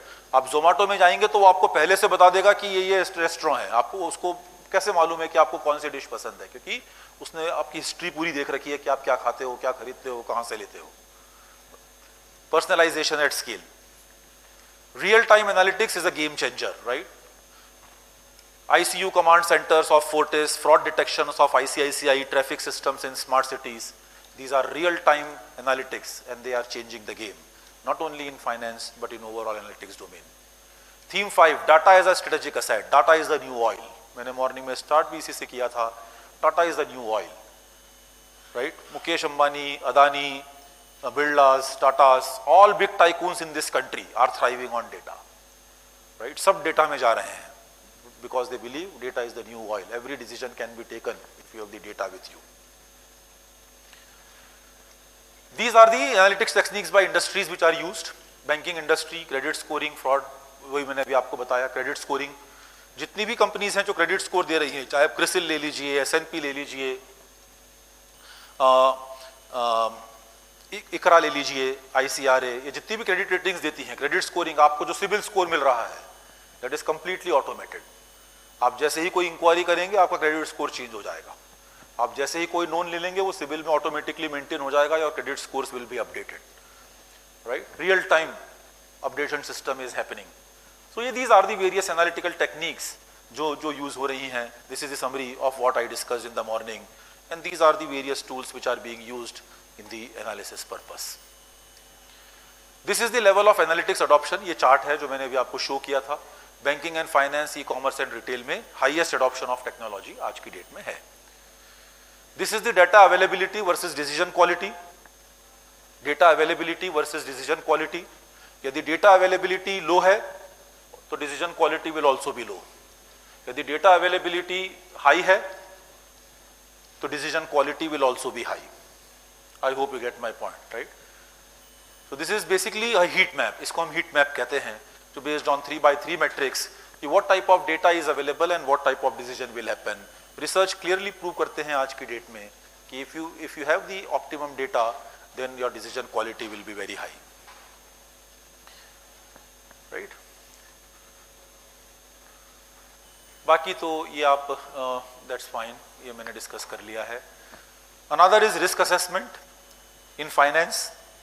तो financial risk, operational risk, compliance risk, strategic risk and reputational risk. These are the type of risk जो हम आज business analytics और financial analytics के through we are able to control or mitigate the risk. जैसे for example,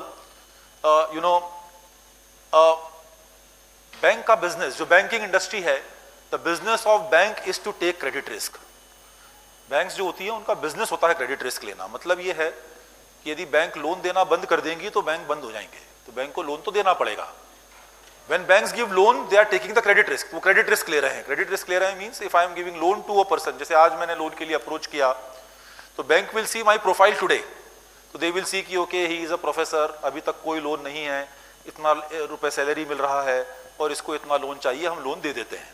civil score अच्छा है, सब कुछ अच्छा है. Means bank has given me the loan based on my present record. Now tomorrow my organization kicks me out and blacklist me, और कोई मैंने बहुत ही बड़ा कुछ फ्रॉड कर दिया, कुछ कर दिया और मुझे कोई दूसरी जगह नौकरी भी नहीं मिल रहा है.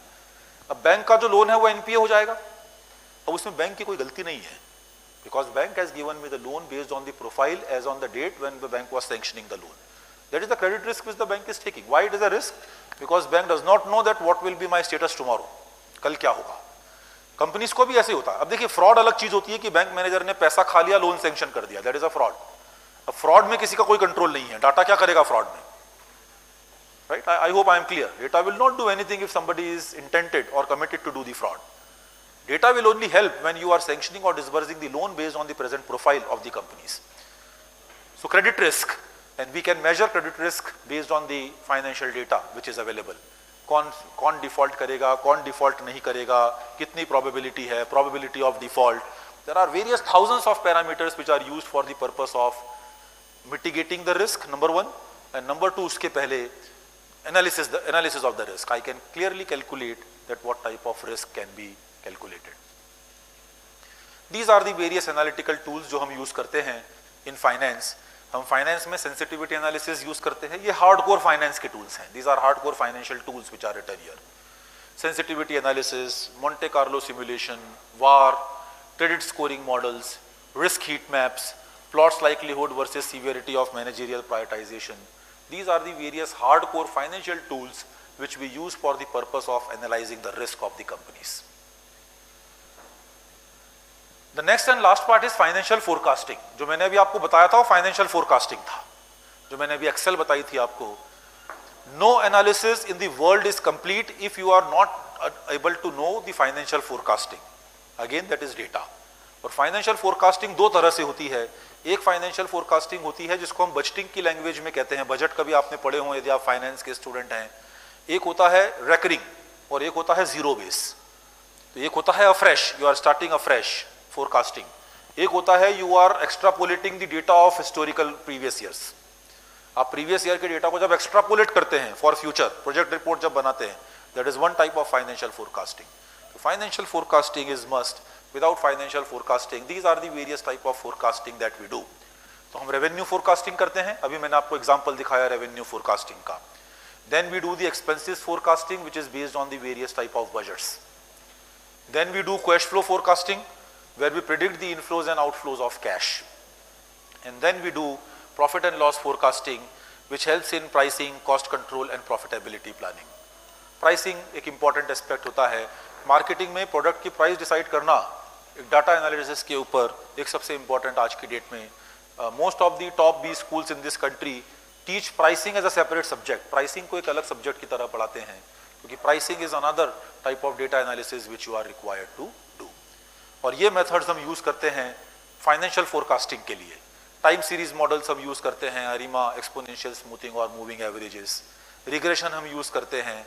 मशीन लर्निंग मॉडल्स यूज करते हैं जिसमें रैंडम फॉरेस्ट यूज होता है, ग्रेडियंट बूस्टिंग यूज होती है, न्यूरल नेटवर्क यूज होते हैं, कॉम्प्लेक्स पैटर्न्स यूज करते हैं. Then we prepare the proforma financial statements.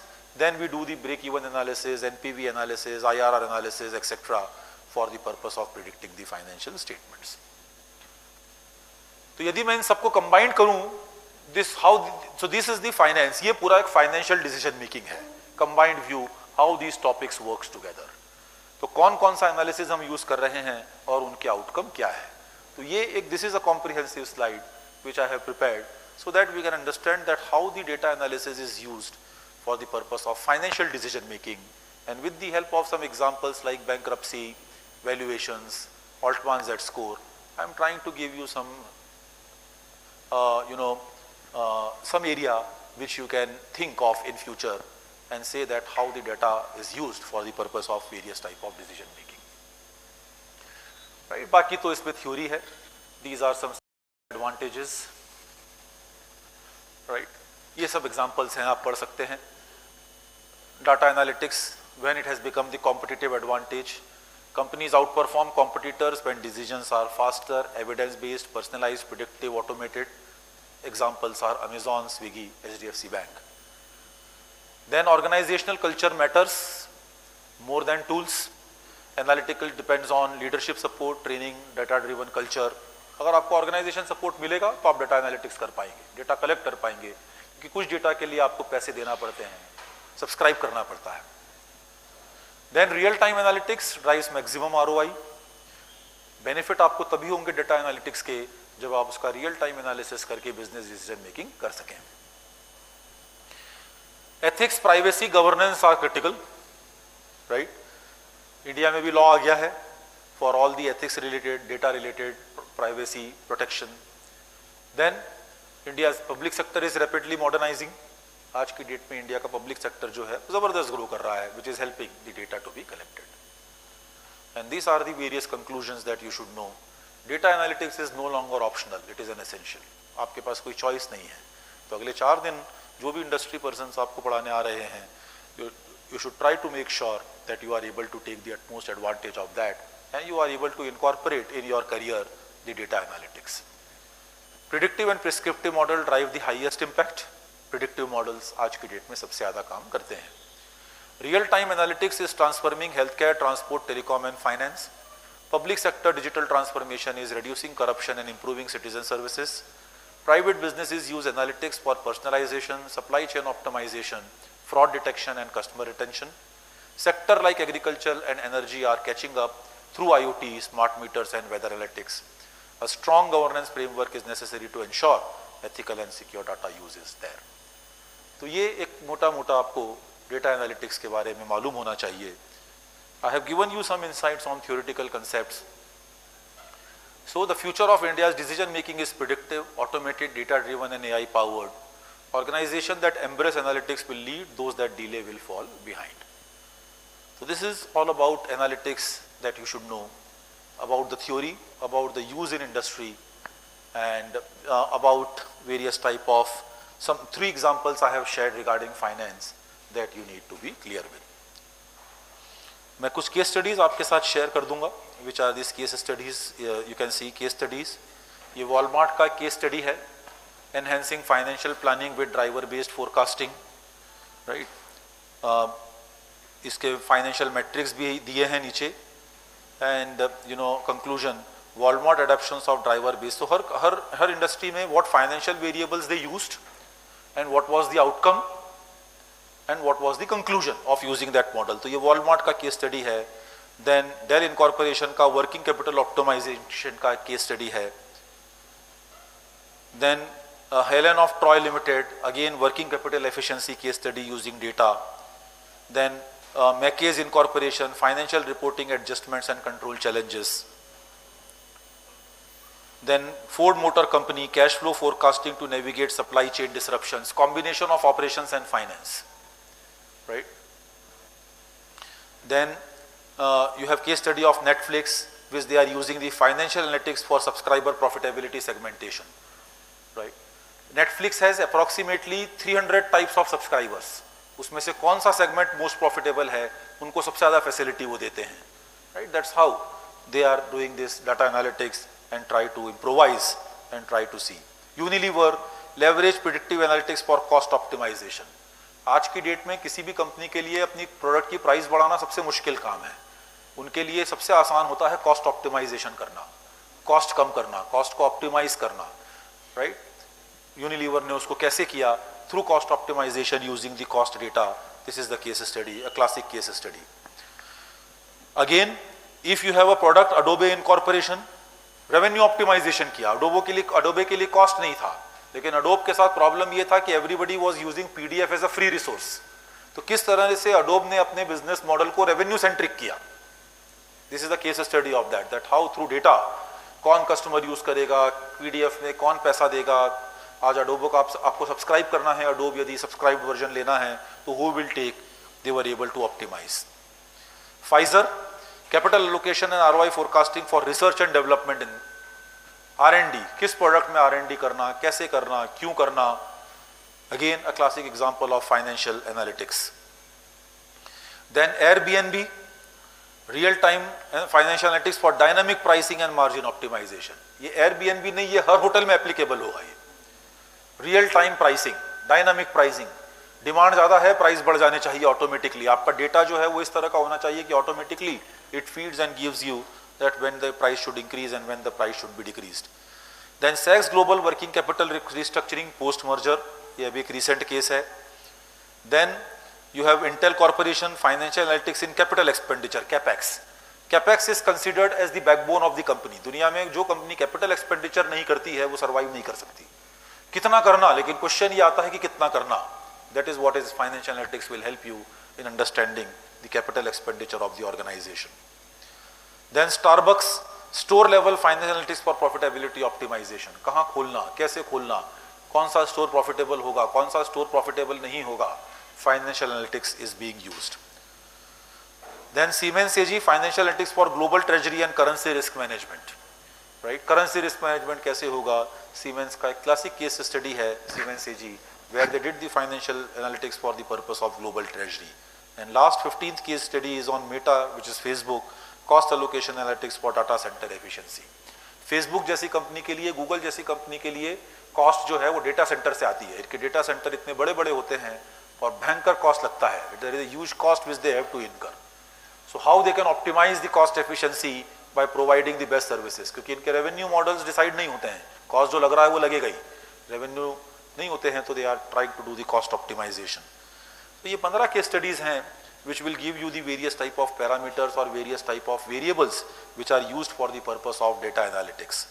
और जो मैं इंडियन कॉन्टेक्स्ट में सुबह बता रहा था, there are Indian context basically. तो ये case study Indian railways morning में मैंने दिखाया था आपको, स्मार्ट सिटीज मिशन, ये सब आप पढ़ सकते हैं, मैं दे दूंगा, I will share this with the organisers, they will mail it to you. Mumbai police classic case, GSTN हमने मॉर्निंग देखा, नीति Aayog, HDFC bank morning I have shown, ICICI bank real time fraud detection using AI. It's a very good case study where ICICI bank in India the lowest number of banking frauds are with in ICICI bank, है ही नहीं banking frauds. आपने कभी भी नहीं सुना होगा कि किसी ने ICICI बैंक का सर्वर हैक कर लिया, किसी ने ICICI बैंक के अकाउंट से गलत पैसे ट्रांसफर कर लिए। They have an excellent system which is based on real time fraud detection. आप कोई ICICI बैंक के ऊपर कोई एक ऐसे अमाउंट का ट्रांजैक्शन करके देखिए आपके ATM कार्ड के ऊपर, विद इन सेकेंड्स आपको फोन आता है, और यदि आप उनको बोल दें कि ये ट्रांजैक्शन आपने नहीं किया, वो ट्रांजैक्शन इमीडिएटली रिवर्ट हो जाता है। आप एक्सपीरियंस करके देख सकते हैं। That is the type of data analytics and real time fraud detection which is done by the banking system. Then loan recovery forecast, SBI। Why SBI which was considered as one of the banks, आज की date में यदि आप NPA देखें तो एक SBI वो था जो 2013-14 में लगभग 4.5% NPA के साथ खड़ा था। आज SBI का NPA is hardly less than 1%। 1% से कम SBI का NPA है, which was considered as a dream in the Indian banking industry. Indian banking industry में यदि पब्लिक सेक्टर बैंक अपना NPA टोटल लोन पोर्टफोलियो के 1% से नीचे लेके आ जाएं, तो आप समझ सकते हैं कि that is something which is miracle which has been done. Again one of the best data analytics which is used by SBI for loan recovery, और उनके NPS कम इसलिए हुए because they were able to recovery जो था, जैसे ही किसी कोई लोन डिफॉल्ट हो रहा था, they were starting the loan recovery mechanism and they were able to get the data. Paytm का मैंने एग्जांपल मॉर्निंग में शेयर किया था। Another company which is using is LIC, policy labs prediction using machine learning. LIC की सबसे बड़ी problem यह है, और कोई भी इंश्योरेंस कंपनी की इंडिया में सबसे बड़ी प्रॉब्लम यह है कि जैसे ही कोई पॉलिसी लेता है, आपने एजेंट के कहने पर, because the agent is saying आप पॉलिसी तो ले लेते हैं, लेकिन सेकेंड ईयर थर्ड ईयर में आप प्रीमियम देना बंद कर देते हैं। एक टाइम का आपने लॉस बियर कर लिया, आपने कहा कौन हर साल देगा LIC, right.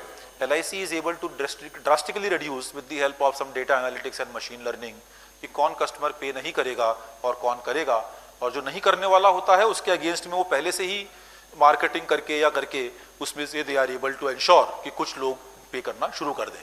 So policy labs predictions were done using the data in the financial industry, right. Bajaj Allianz, ये भी मॉर्निंग में मैंने आपको शेयर किया था, insurance claim fraud detection. Apollo hospitals predictive analysis for early disease detection, right. Apollo hospital, ये जो checkups आपके होते हैं, इसमें आज की डेट में कौन एक्सपर्टाइज है जो अर्ली डिटेक्ट कर लेता है कि आपकी डिजीज ये होने की प्रोबेबिलिटी है या ये होने की प्रोबेबिलिटी है। एनालिटिक्स हेल्थ केयर का एग्जांपल है। BigBasket, demand forecasting for inventory maximisation, inventory optimisation, right.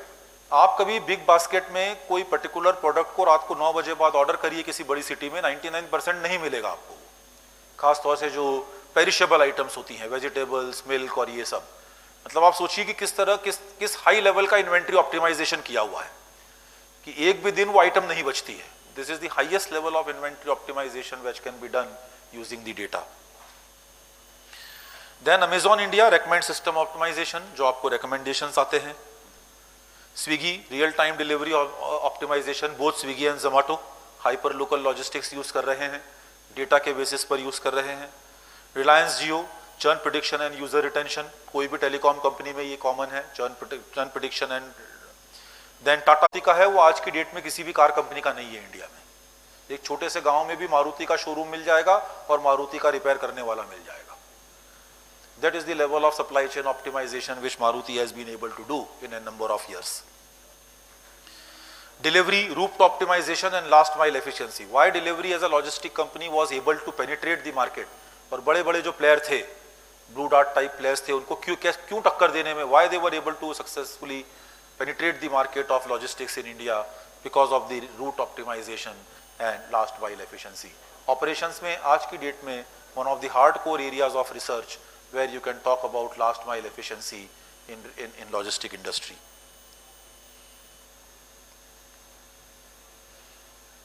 ITC, अभी ये ई चौपाल इनका थोड़ा सा डल हो गया, बट जब ई चौपाल आया था, I don't know how many of you know, ITC ने गांव में ई चौपाल करके अपने डीमार्ट टाइप स्टोर्स खोले थे। जो जैसे डीमार्ट है वैसे इन्होंने ई चौपाल नाम रखा था, और कॉन्सेप्ट था गांव में खोलना, विलेजेस में। और वाई देवर सपोर्टिंग, वहां पर क्यों खोला, उसका रीजन था, एक बहुत सिंपल रीजन ये था कि वहां पर ये किसानों को उधार माल बेचते थे और किसानों की फसल लेकर बाद में उसको एडजस्ट करते थे। तो actually government came very heavily on them, इसलिए वो धीरे धीरे इनको उससे बंद करना पड़ा। But as a business model it was a great business model. साल भर किसान उधार लेता रहेगा, जब फसल आएगी तो फसल ITC को ही देना पड़ेगा against that material which ITC दोनों तरफ से कमा रहा था, right. But it came down, government came heavily on them, and which is why this credit model actually collapsed. Tata power smart meter analytics for demand management.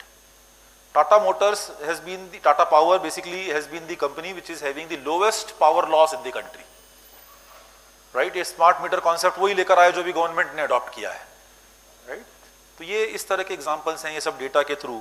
तो ये 25 के studies भी हैं जो मैं आपसे I will share with you, which you can read, which will help you in analysing the data appropriately.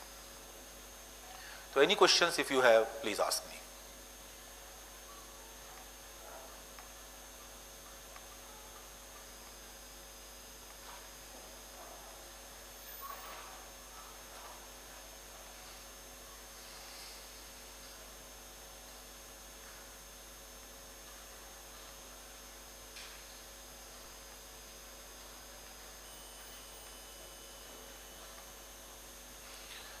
ये मैं पीपीटी मैंने डिस्कस नहीं किया क्लास में, लेकिन मैं आपसे शेयर कर दूंगा.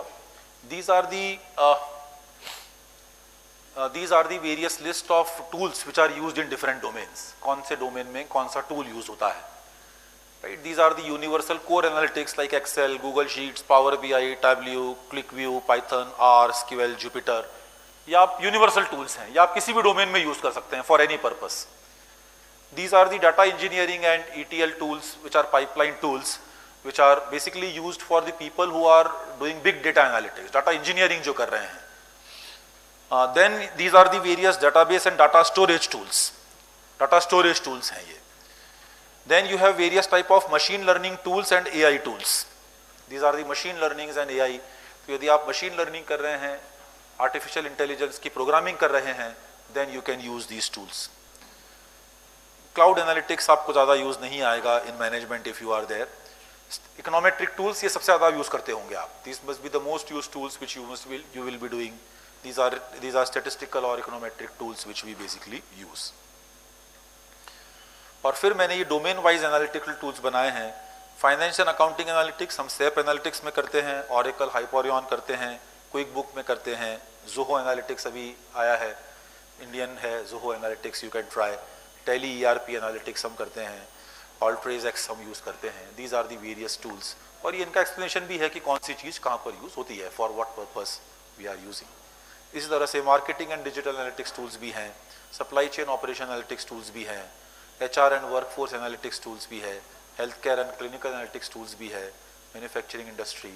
And then there are some specialised tools which are used, which I will share with you. तो ये आप पढ़ सकते हैं, and you can go to their websites and you can see that how effectively it can be used in various domains.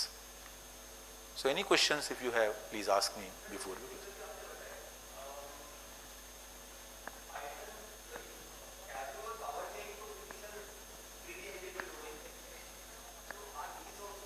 Python तो है, R भी है. तो यदि आप Python और R में एक्सपर्ट हैं तो आप 90% चीजें कर सकते हैं. और बाकी तो एआई है ही। ज़ोहो भी अभी फ्री है, अभी फ्री है। तो कब पेड हो जाएगा ये नहीं पता, बट अभी फ्री है। तो ज़ोहो में भी आप अधिकतर चीज़ें, ज़ोहो एनालिटिक्स सब फैसिलिटी दे रहा है आपको, मार्केटिंग, एचआर, ऑपरेशन सब दे रहा है अभी ज़ोहो। बट पाइथन और आर आप सब कुछ कर सकते हैं।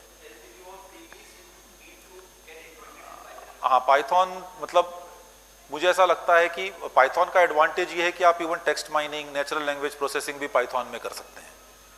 तो Python is one of those user, और थोड़ा सा यूजर फ्रेंडली भी है। अच्छा, पाइथन का आज की डेट में एडवांटेज ये है कि पूरा जो आपका चैट जीपीटी जैसे बना हुआ है, तो chat GPT is totally based on Python. तो यदि आप चैट जीपीटी को बोलेंगे कि पाइथन के ये कोड दे दीजिए, दे देगा वो आपको। तो वैसे के वैसे ही कोड आप पाइथन में कॉपी करिए, आपको आउटपुट आ जाएगा। तो कई बार आपको अब कोड सीखने की भी जरूरत नहीं है।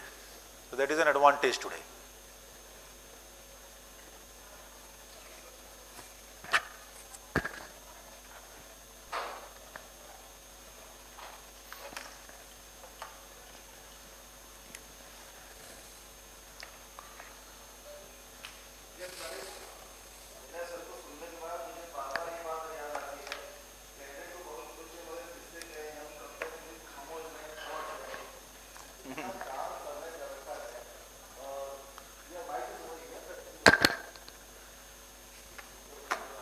टीचर की तो बहुत कुछ है।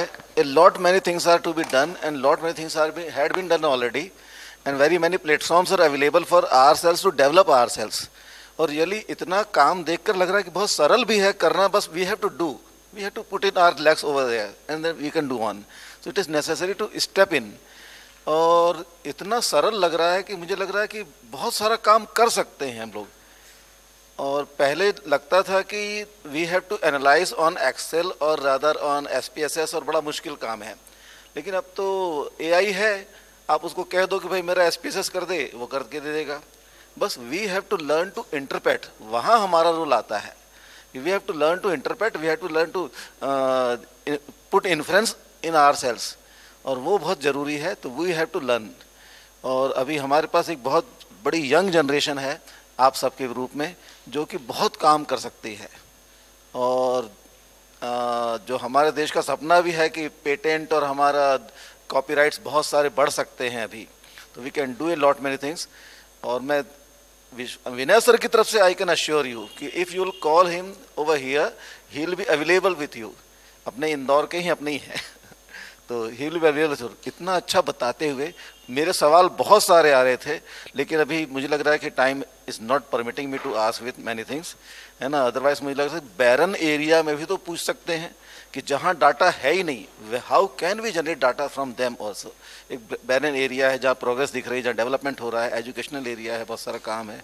How can we develop data over there and we can create data and then we can learn to analyse.